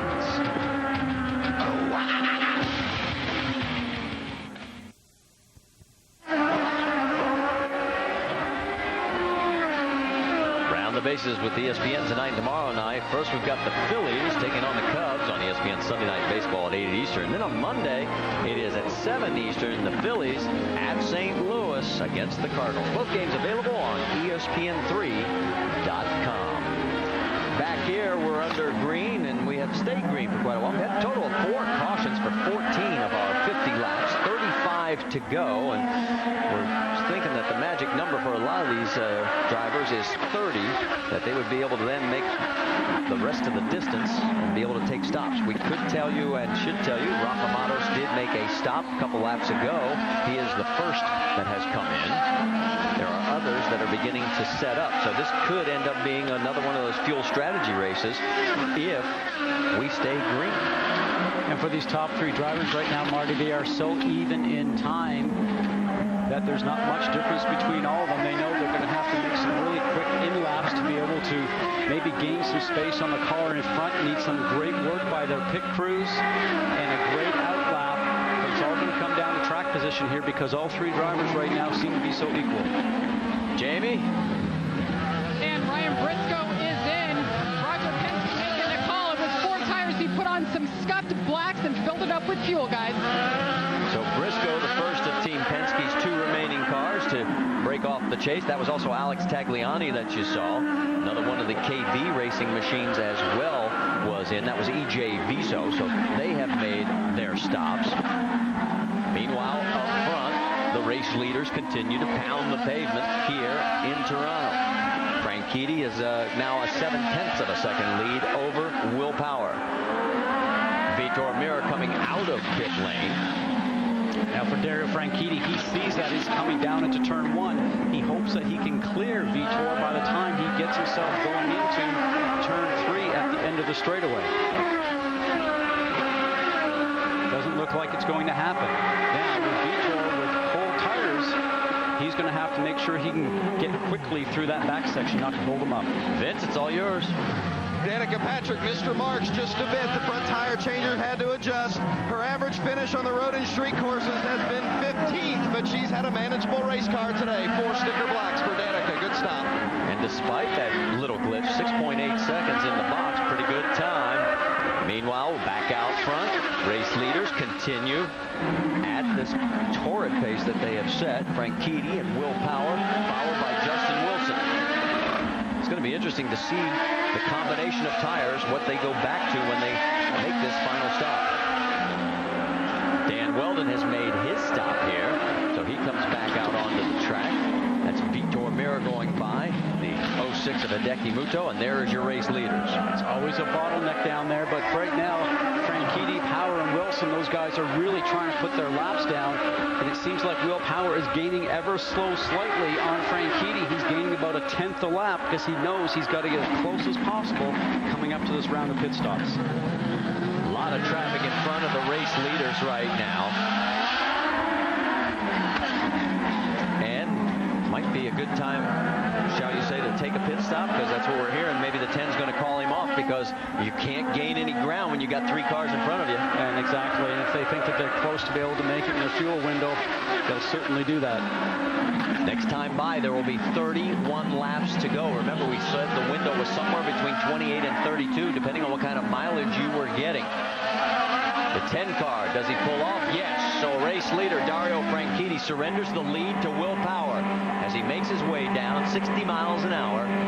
Pit lane here, and they're all the way at the far end. Let's send it to Jamie Little. Well, this is officially the first time this week, and I have not heard Dario complaining about the balance of his race car. Says it is good. Now remember, he has led the most laps this season, and he continues to lead. He, of course, gave up the lead for this stop, put on 4 flags, and it looked like a pretty quick stop, 6.8 seconds, filled it up with fuel. No changes for Dario Franchitti. And he's led the most laps today so far, 22, and now we've had our 4th different leader because Will Power assumes the top spot with now Justin Wilson just 4/10 of a second behind him, and they too have the same issue. They still have these slower cars in front of them. And that was a great call by Target Chip Ganassi team for Dario Franchitti.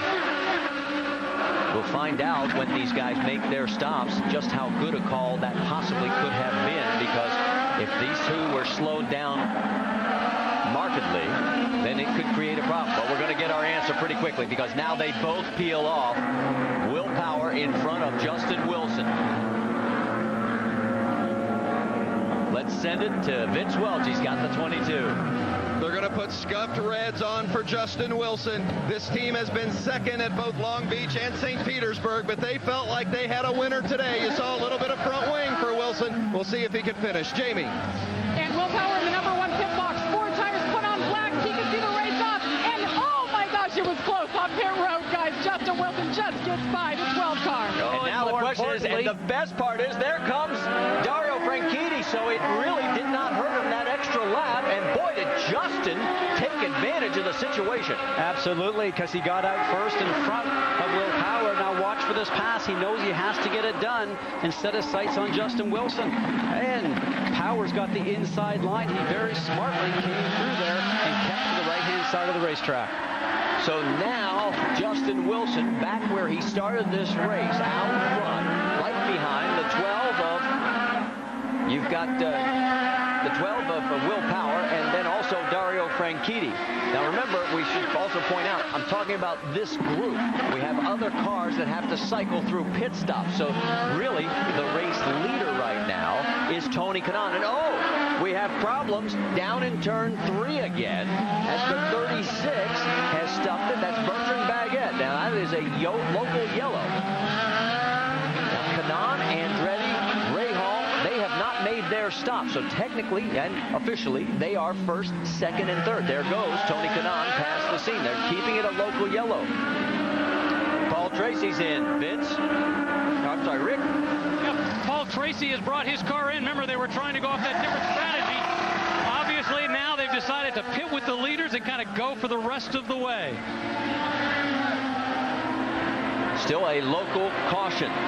So Kanaan continues, but remember, they still have to pit. What was so dramatic was watching that battle with Wilson, Power, and Franchitti, and they are still going to be locked into it. Right now it is Kanaan, Andretti, and Rahal. And here comes Tony Kanaan as he finally makes his stop. Vince, he's coming your way. Tony Kanaan been pretty happy with the race car. You see him there in that unfamiliar blue and white. We're used to seeing him in the all green, but 4 red scuffed tires, no chassis changes for Tony Kanaan in his last stop. 8.1 seconds, a lot slower than a couple of the other cars that we saw. And there is Graham Rahal coming out, and there you see Marco Andretti. Rick? I just want to talk about the fact that Graham Rahal's been having a great run. At one point, he was behind Danica Patrick, wasn't able to get by. When she came in, they decided to leave him out. And each lap, they kept saying, one more lap, doing that old Michael Schumacher trick of trying to do fast laps on a light fuel, though. They kept him out a few more runs. As a result, when he came in, he was actually running in 3rd position. So far, though, he's actually very happy with his car. Okay, and those pit stops are cycling through. As you see, Rahal diving underneath the 26 of Andretti. Look out. Oh, that was so close. It is now officially Wilson in front, Power second, Franchitti second, or third, Dixon in 4th.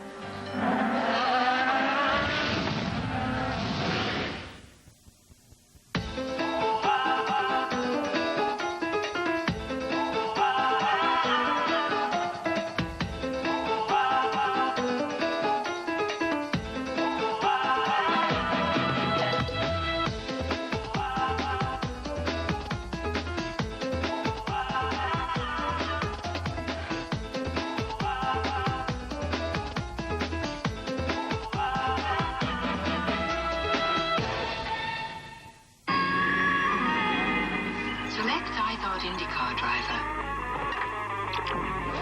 Driver selected, Marco Andretti. Select race transport. Mission, finish first.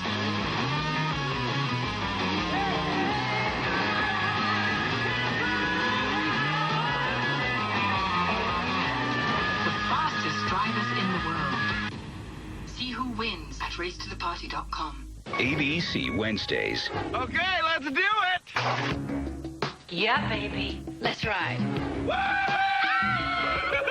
Hey, kids, laugh all night. Laugh all night. That's right. Hey, kids, and you can laugh all right. 3 buttloads of fun. Shows will make you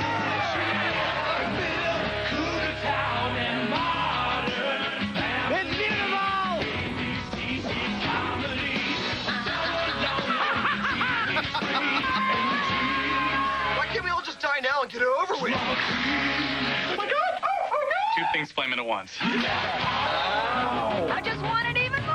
ABC's Wednesday comedies. Laugh on all summer. Starting at 8/7 Central on ABC. Did not see that coming.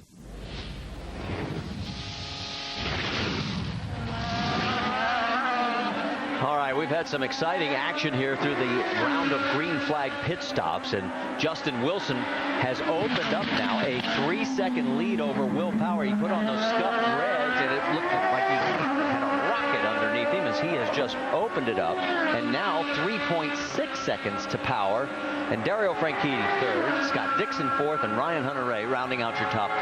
Well, for Justin Wilson, he had some help by the 32 of Mario Marias, who actually held up Will Power and Franchitti before he finally moved over and let those two guys go by. So that's giving Justin Wilson a chance to extend his lead. There you can see the margin as they come through turn number 5, heading for 6, which is the right-hander. Oh no, and Briscoe has crashed. Heading down into turn number 3, so 2 of 3 Penske machines are, well, 1 is definitely out, and Briscoe may be out. It could be. He could get back, and if it's just the nose. I can't think of any time like this year that we've had so many mishaps with Penske cars. I think it just goes to show you how tough the competition is. So far, still a local caution. Let's get a quick update on Ryan Briscoe's situation. Jamie, what are you hearing? Well, just before you saw him go off course there, it was actually about a lap and a half before, Ryan came on the radio and said this car is so difficult to drive. Before his last pit stop, he said the front end was getting heavy, but he seems to think that the car may be okay. Roger Penske on the radio saying, tell them to restart you and get you going. Look for him to come back down pit road to check it out. Here's the replay of the 6 car. Well, he got jacked up from behind. And that was Graham Rahal that got into it. So Roger Penske will see that, and he'll figure out why. And well, and also Briscoe wasn't really on the very left-hand side of the racetrack. His left, our right, going into the turn, running a bit of defensive line, and I'm sure that Rahal thought that he was going to move over and set himself up for the turn. And they talked about that in the driver's meeting. When you come down, you run your normal line. We don't want you on the inside half of the track. So Team Penske is down to 1 bullet, and that is Will Power, the man who's won 3 times this year, and he's got to chase down Justin Wilson.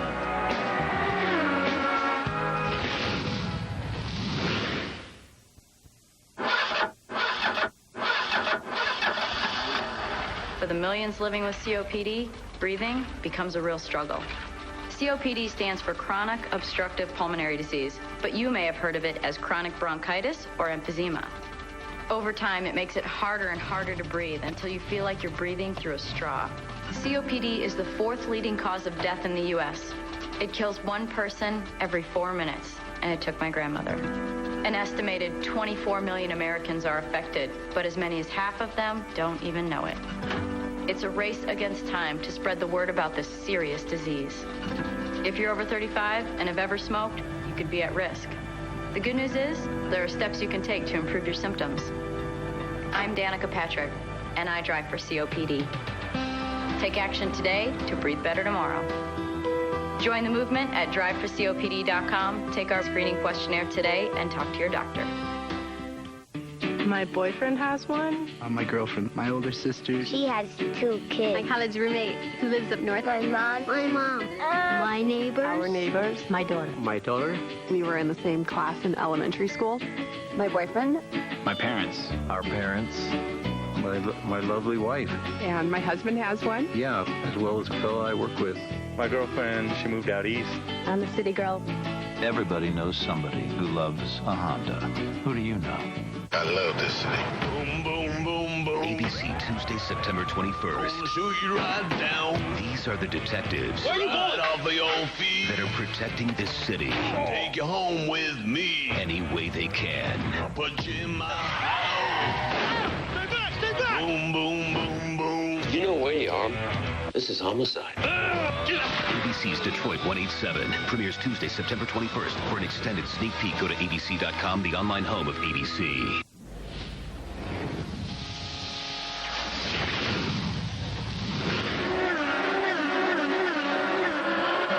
Tuesday, can the wildest cast of characters survive TV's most terrifying obstacle course? High-flying hijinks, the wackiest, most daring contestants take on Shapeshifter, Wrecking Balls, and the Shake-a-Rater. All new ABC's Wipeout, Tuesday, 8 East from 7 Central on ABC.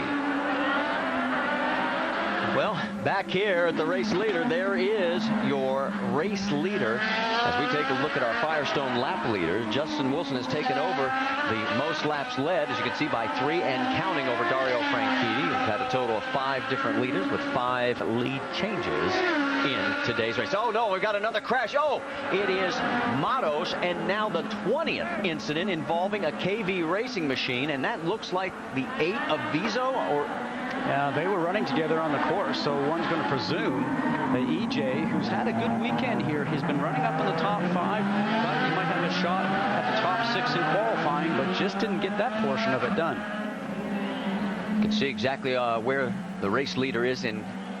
Oh, no, and Paul Tracy, something happened to him. I don't see any damage on the car, but this is going to cost him a lot of position. He was running in 17th. That is down in the turn 3 section. He's trying to get the Maltro safety crew to fire the engine so he can get back into the battle, and they do. There's Ryan Briscoe, as you saw on side-by-side. He got a new front wings assembly. And Rafa is climbing out. Let's go back and take a look to see what happened. All the cars spreading through here, and Danica Patrick sliding on the inside of her teammate Marco Andretti. And then with the bottleneck there, it looks like Alex Tagliani was trying to get past Rafa Matos. And in the end result, he gets into the wall. And then we're going to end up finding what's going on with Tracy. Hard on the brakes coming into the turn. Looks like he's overcooking it just sideways. And good thing he didn't take out Simone Di Silvestro, because he was just really out of control. Board with Paul Tracy as we go to break, and Simona, she's running 12th right now, as that was the battle at the time, and Paul has fallen back. We'll be back with more after this from our ABC stations.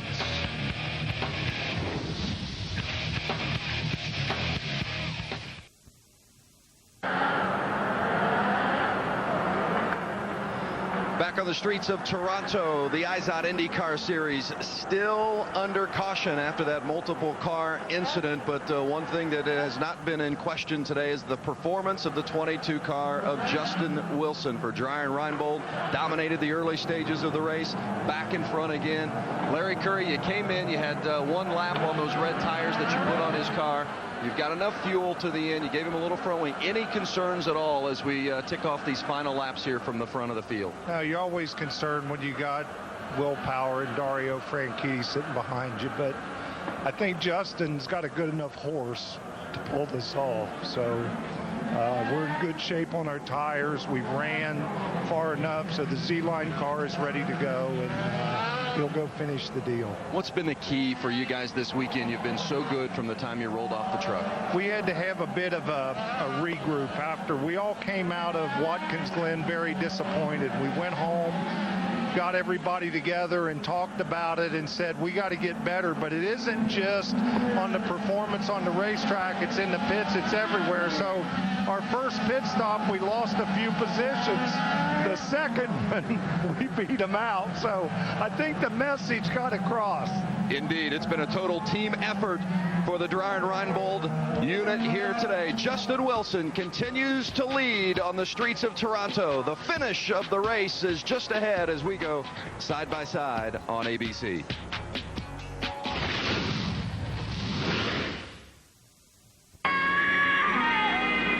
Select IZOD IndyCar driver. Driver selected, Ryan Hunter Ray.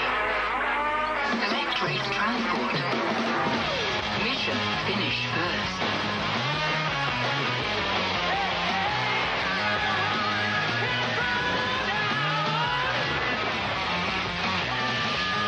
Fastest drivers in the world. See who wins at racetotheparty.com. For a real bacon lover, what's better than Wendy's fresh cooked Applewood smoked bacon?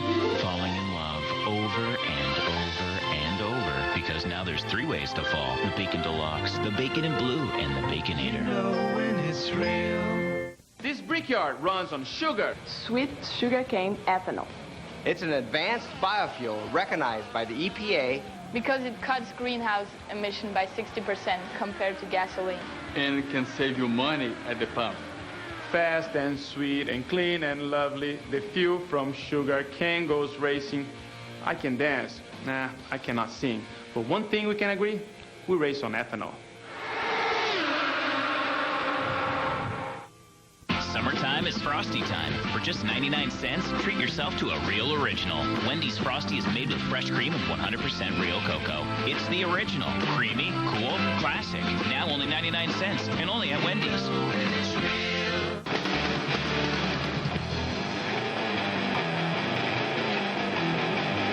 IndyCar Nation, why aren't you a member yet? Follow me behind the scenes. Free timing and scoring. Free live video streaming. New and improved member benefits. Why aren't you a member yet? Visit IndyCar.com. Enjoy IndyCar Nation today.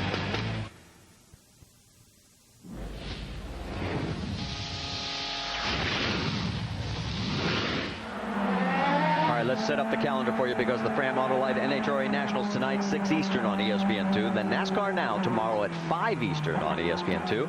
NASCAR Nationwide Series is at O'Reilly Raceway Park in Indy Saturday evening, 7:30 Eastern on ESPN. And then, of course, our Sprint Cup Series coverage begins with the Brickyard 400 presented by Golden Corral next Sunday at noon Eastern on ESPN. And the Eyes on IndyCar Series is at Edmonton next Sunday, 5 Eastern, with our friends at Versus. We're going to take one more quick break because we're still under our 5th caution here at Toronto. Stay with us.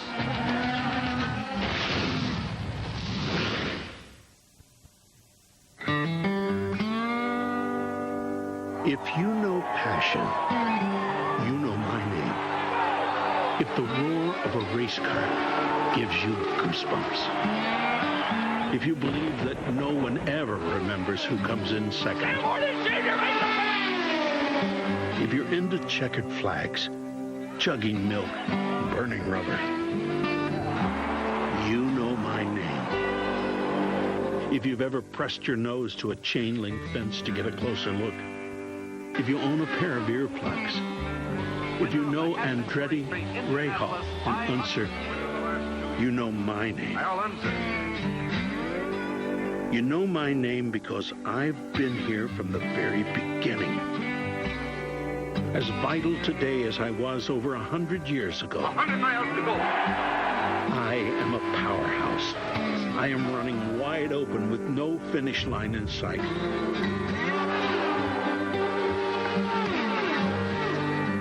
I am the fire that never goes out. You know my name. I am then, I am now. I am forever. I am Firestone, and I am proud.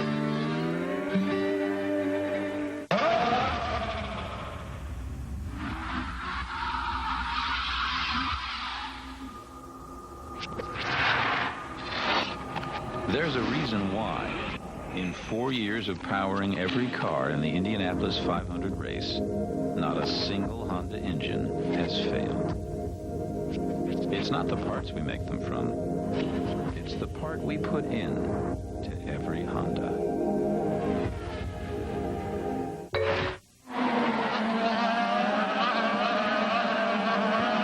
Back here in the streets of Toronto, coming through turn 11, the race leader, Justin Wilson, as we go back to green flag racing with now 14 laps to go as we go across the stripe. Will Power trying on the outside, and boy, does he get a great pass. That was a result of Justin Wilson trying to get on the gas through 10 and 11. The backhand stepped out from underneath him. Now he's going to have his work cut out for him to try and get past Will Power. Power, who has won 3 times this year on the road and street courses, takes the lead away on this restart. Dario Franchitti third. Look at the action back in the back, trying to squeeze through. Ryan Hunter right on their contact with Scott Dixon, and Dixon's into the wall. Is there serious damage, or can he continue? Look at Tony Kanaan weaving his way, trying to get around his teammate. So far, no view of the number 9. Dixon is still in that corner, we're being told by officials. And there he is. And yes, there's damage. So for Scott Dixon, who is 3rd in the points coming into this race, he has got damage on that right front suspension. Oh, it's Justin Wilson is turned around. That is at the exit of turn number 8. He gets it spun around, back on course, and all of a sudden, this race has changed dramatically. You see where the race leader is. Scott Dixon's trying to limp his way back to the pits. And Will Power now has about a 1-second lead over Dario Franchitti. And yellow caution periods with the restarts that follow always can change the complexion of the race. And certainly that happened here for those two drivers. Ryan Hunter-Reay right there with Tony Kanaan right behind him. The 6 of Ryan Briscoe. Briscoe is 2 laps down, however. A little bit further back, Graham Rahal is running 5th now. Danica Patrick is up to 6th. And I'm not sure that Ryan Hunter-Reay maybe doesn't have a little damage on his car, because it seems like he has problems putting the power down. Back in wants to step out from underneath him. Now Tony Kanaan will see that, and he'll just have to time his pass correctly so he can get around him. And there is the damage on the left front suspension, the wing assembly on the number 9 of Scott Dixon. I remember having a conversation at Barber Motorsport Park with Scott Dixon earlier in the year at the test there, and he said, if I'm going to win the championship, we have to have a mistake-free season. This will cost him dearly in the points championship. If he cannot get back out, this would be the 2nd DNF of the year, and it looks like this one could be pretty much terminal because that suspension is really bent. While all that continues, we're still trying to find out. Oh, now more trouble. As is Thomas Schechter in the 24 and the 77 of Alex Tagliani. And again, we've got an issue down in turn number 1. So we're trying to, as I mentioned just before this one happened, we're trying to find any video as we get a full course caution, and it is now our 6th. We had 5 last year. All right, first, let's show you what happened with Scott Dixon as they head for turn 3. In this scenario here, he gets into the middle of the turn. You can see actually on the right-hand side, you got Ryan Hunter-Reay. And Dixon saw him coming because he gave him room, but Ryan Hunter-Reay really used a bit too much room on the exit and just punted Dixon into the wall. And you can see right now, Scott Dixon does not have any steering whatsoever. He's trying to get himself back. And give him credit for not causing a full course yellow. He got the thing into reverse and was able to get himself around into pit lane. All right, let's see what happened to Justin Wilson. Take us back on, this will be our first look at this. And there he is. Coming through the corner. Oh. Looks like he was carrying his speed in too far. From that angle that we look at, he was quite a ways away from the inside of the wall, which is the apex. You can see he's just a couple cars ahead. Just a little bit wide on the back section, but the back end seems to come around for some reason. That was just a lot of oversteer on entry to the turn. And he was on the concrete, and the guys have told us it's like being on ice. If anything goes wrong, and here's what happened on the 3rd and final incident, all on the same lap, basically. Here we are heading down to turn 1. You know, in this scenario right now, I mean, this sport is really becoming a contact sport. 2 cars going to go for the same piece of real estate, and in the end result, you take them both out. On board with Marco Andretti. He says, thank you, guys. I'll pass both of you. All right, so now you know exactly what happened to all of them, and we've still got 11 laps to go. We had 5 cautions for 15 laps. This year we're at 6 with 20, but there's your race leader. Can he make it 4 in a row? Stay with us. There are 4 wins on the season.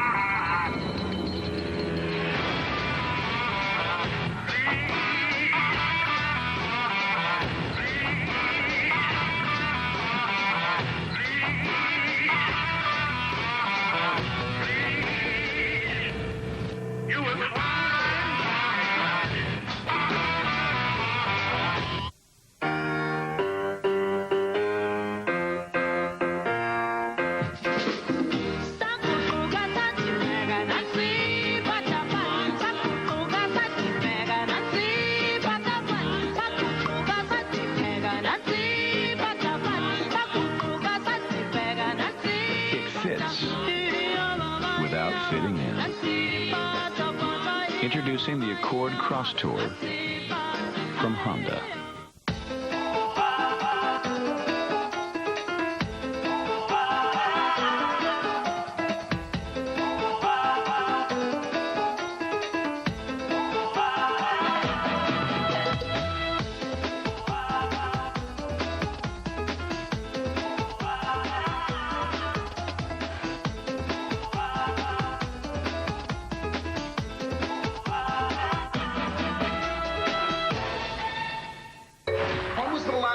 we did something together as a family. We are going to take a sunset tour of the rainforest. Hold on. On Tuesday, September 28th. Something has happened to us. One family will go from ordinary to extraordinary. You two are freaky.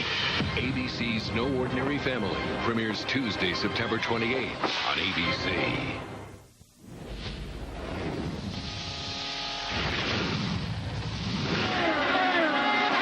We've just gone back to green flag racing now with 9 laps remaining on the streets of Toronto. It has been an event filled with action as we have had incidents all around this race course. That is Paul Tracy. He is right now 1 lap down in 13th position. A total of 12 cars on the lead lap. Justin Wilson, who was leading this race for 32 laps of it, is the last car on that lead lap. And look at the battle up front. It is Will Power trying to hold off Dario Franchitti, Ryan Hunter-Reay. Then 4th is Tony Kanaan, Graham Rahal 5th, and Danica Patrick in 6th. We're on board with Ryan. You can see how you have to move this car around so quickly. The transitions have to be good for your race car just to get back from one side to the other. You saw in the start, Will Power really starting to slide the back end of the car around. He knows he has to give himself some space to Dario Franchitti, because if Franchitti's somewhat close going down that backstretch, he will have the opportunity for a draft. And I think Will Power has had mission accomplished because he has now made that gap. Well, and what's really great about this is just by the way the cars were lined up during when the caution came out, these 4, the top 4, were nose to tail. Now there are lapped vehicles till we get back further back, another few seconds, 2.5 seconds to be exact, as we go down that backstretch. Watch the bumps from the nose cam of Ryan Hunter-Reay's car. Top gear over 170 miles an hour, hard on the brakes. Down to first gear, this is 40 miles an hour. You see the back end of the car of Dario Franchitti sliding around, and here we go. Looks like rush hour time. Yeah, look out as they're too wide going through the corner. Somebody thought better of it, pulled back in. Simona Di Silvestro, she's in this mix as well. Simona's got a great run going. There she is. She is now up to 8th position. For more on Simona, let's get an update from Rick DeBrule. Yeah, this has been a weekend of extremes. I got to tell you, I listened to the radio with Simona and her crew all weekend long. She just was frustrated, trying to get as much grip as she could, not able to get it. Really, this is a phenomenal run for her. She finished 14th at Indy. She was the rookie of the year. She led her very first race. But this, if she could finish in this position, would by far be her top finishing position. Right now, as we mentioned, 8th position. Marco Andretti is almost a second in front of her. A lot of lap traffic. There is Graham Rahal. He's going around the lap vehicle. Ryan Briscoe, Danica Patrick. They are in a battle for 5th position, and Briscoe slams the door on her. Danica needs to get a good run here, just behind the car in front, get a bit of a tow and slipstream out of it, make a clean pass. She gets around Briscoe. Marco Andretti, low, locking up going on, and coming through is Vitor Mirin. Luckily, nobody tags him. And that was for position because Justin Wilson's marching his way from the back of the grid from his mishap in turn 8. And so for Mira, he was trying to make sure he couldn't complete the pass, drove it in a bit too hard. We know he had problems under braking. We heard that report before, so he just showed up there again. Wilson up to 9th. You saw him streaking through the screen. While all this goes on, let's catch up with Scott Dixon, Jamie Little. Well, he's one of the men that was in that battle, and no longer your day is done. Scott, what happened with you and Ryan Hunter-Reay? Yeah, I made a bit of a bubble coming out of the last one to the back straight, and he got a bit of a run. Gave him room at the end, and I think he dove in there a little too late. Just carried too much speed, and then obviously he had nowhere to go, and I was on the outside, and it bumped me into the wall. So it's just not our year. Everything that can go wrong, definitely has. But hopefully Dario can still pull a good result out for Team Tiger. And it's a broken upright that ends Scott's day, his second DNF of the year. Marty. Thank you, Jamie. Boy, a lot of action going on here as you head down to turn 3. That's Mariah, Di Silvestro, Justin Wilson, and everybody else. Such a tough place because remember, it's the slowest turn on the race circuit, and Justin Wilson gets on the inside of Simona right there in turn 5. Well, Wilson is kicking himself because he had the best race car until that mistake in turn number 8. He does get around Simona, as you mentioned. He's now up to 8th. Marco Andretti is his next target, but that's over 2 seconds away, and there's only 5 laps remaining. The car that he's chasing right now is the number 8. E.J. Vizo. Baguette has a bit of a problem as he turns it on. He's a lap down running in 16. There's your push to pass, and you can see when it goes green, they are using it. Will Power is using it to stay ahead of Dario Franchitti. He has 4 left. Dario has 6. Tony Kanaan, who just went through the screen, is down to 0. He's used them all. Here's the best battle on the racetrack. That's Justin Wilson, Simona Di Silvestro. The 4 also in that mix of Dan Weldon with Vitor Meira. That is all for position. A lot of these cars have just soldiered on all day and taken advantage of some of the mishaps of other drivers and teams here, and they've actually been able to get themselves a good result so far. Meira trying to close in on Simona. He's got his mirrors full of Dan Weldon. Hideki Muto also in this mix. He is 12th. He's the last car on the lead lap. 4 laps remaining here on this 1.75-mile circuit. We've had a total of 6 lead changes between 5 different leaders, and everybody has got the hammer down as they're trying to get as much out of this as far as a result as they can. On board with Dan Weldon. For him, he's had a difficult weekend here because the car was not that fast off the trailer. They were really looking for speed. Both he and his engineer, I spoke with them, and they said, we're just going to go out there and do the best that we can, try to make the car better as the race continues. Wow, you saw the 24 Thomas Scheckter go under Hideki Muto, and Scheckter is 1 lap down in 15. Thomas Scheckter is a teammate this weekend of Justin Wilson on the Dreyer and Reinbold team. And he's hoping that he has a good enough finish here that he gets himself an opportunity to drive for the team next weekend in Edmonton. So this is sort of calmed down finally. You go on board one more time with Dan Weldon. That's the gap back to the car that's behind him, Scheckter, and that is not for position.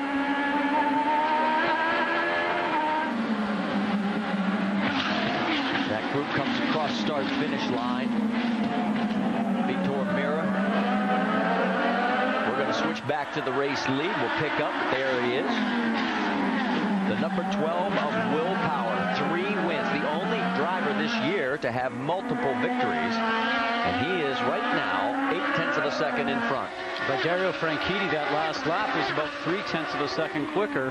So is he going to be able to make up a little time here? But getting close and getting behind the driver is one thing. As you watch the Firestone telemetry here, you can see how he works the throttle. I can tell you that all the drivers are very, very tired right now. This track really punishes you because of the bumps, because of the braking zones, because it is so tough. Hard on the brakes here, going down towards turn 1 where the Princess Gates are. Take through turn 1, onto turn 2, down along Lakeshore Boulevard. Now, he's frustrated right now, Marty, because he can see ahead exactly how far he has to make up. He knows he only has a couple of laps left to go, so now he'll check his mirrors to see how far behind him Ryan Hunter-Reay is, and know that he might just have to live with a second-place finish here today. Every time they go down that long straightaway, they hit that push to pass, and now Power is down to 2. Hunter-Reay is down to 2. Dario Franchitti is down to 4. There's 2 laps remaining. You know, and perfectly executed by Will Power. You can get very greedy early on in the race and use your push to pass cars and make yourself move up the grid and feel great about it. But, so we're watching the interval right now for this battle for first.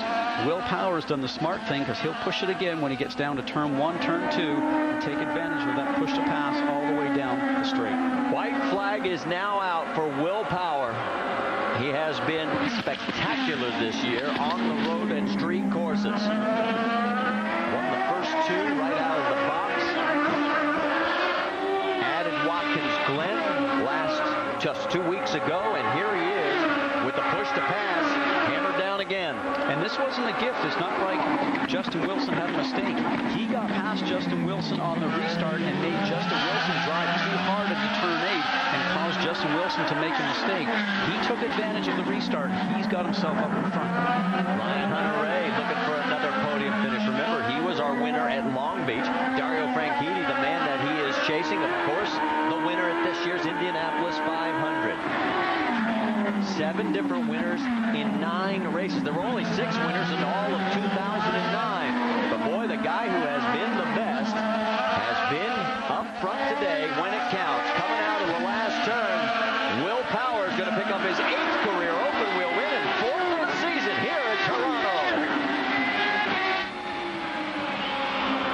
Behind him, Franchitti, Ryan Hunter-Reay, and Tony Kanaan. Still waiting for Graham Rahal and Danica Patrick to cross the line. There goes Rahal, and there is Danica. And you can see Justin Wilson rallies back after the spin to finish in 7th.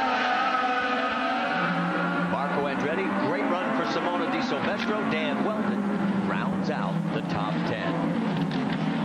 So for Will Power, his second win here at Toronto. His other win came back in the Champ Car days of 2007. The 150th career open wheel victory for Roger Penske as a team owner.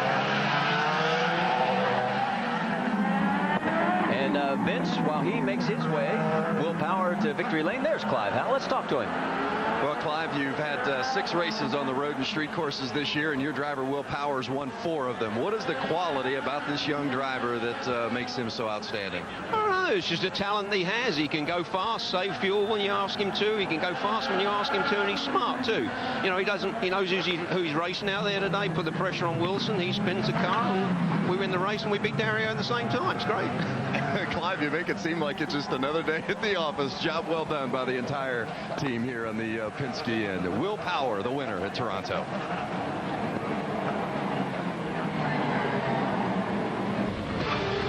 ESPN's coverage of the IZOD IndyCar Series at Toronto on ABC. Presented by IZOD. Honda, the engine supplier for the IZOD IndyCar Series. At Firestone, the first name in Indy racing.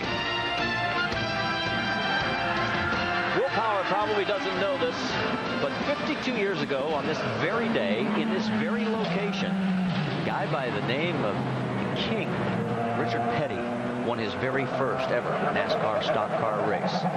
52 years later, Will Power in the Penske number 12 Horizon Dallara takes home his 4th victory of the year. And boy, he did a magnificent job as he makes his way around this track one more time, to the delight of this very strong crowd here at Toronto. For Will Power, his great year continues to go. Remember, he was a part-time driver last year for Penske, wanted to get on full-time by the results he had last year.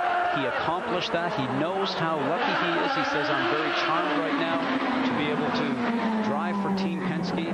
And a great season so far, and also getting married later this year in December. So he hopes that he wins the championship. He can go off and celebrate, he told me yesterday. The exhilaration he feels can be just the opposite end of the scale for what probably Justin Wilson feels, and you've been there, you know what it's like. And for Justin, he knows that he should have got a better restart. He was trying, but that time you have to give it to Will Power because he was on the tail end going through turns 8 and 9 and put the pressure on Wilson to make that back end slip out in turn 10, Marty.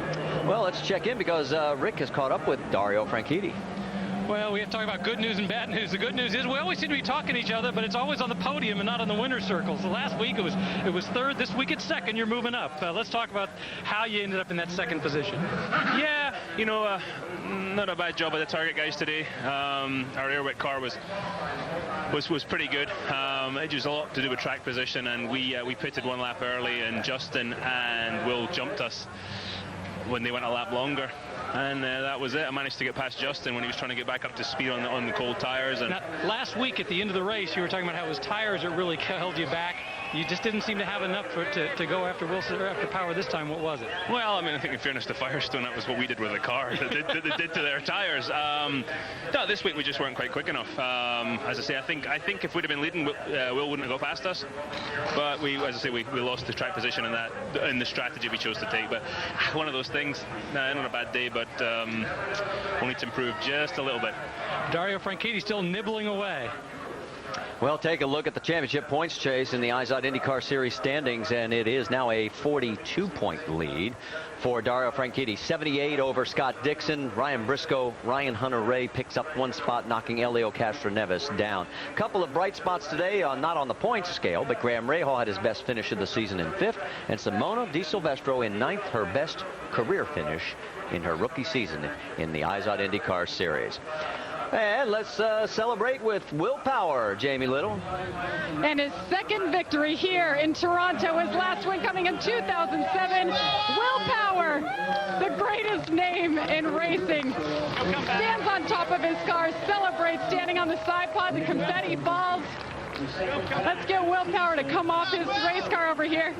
All of his team members congratulating him. Will, come on down here.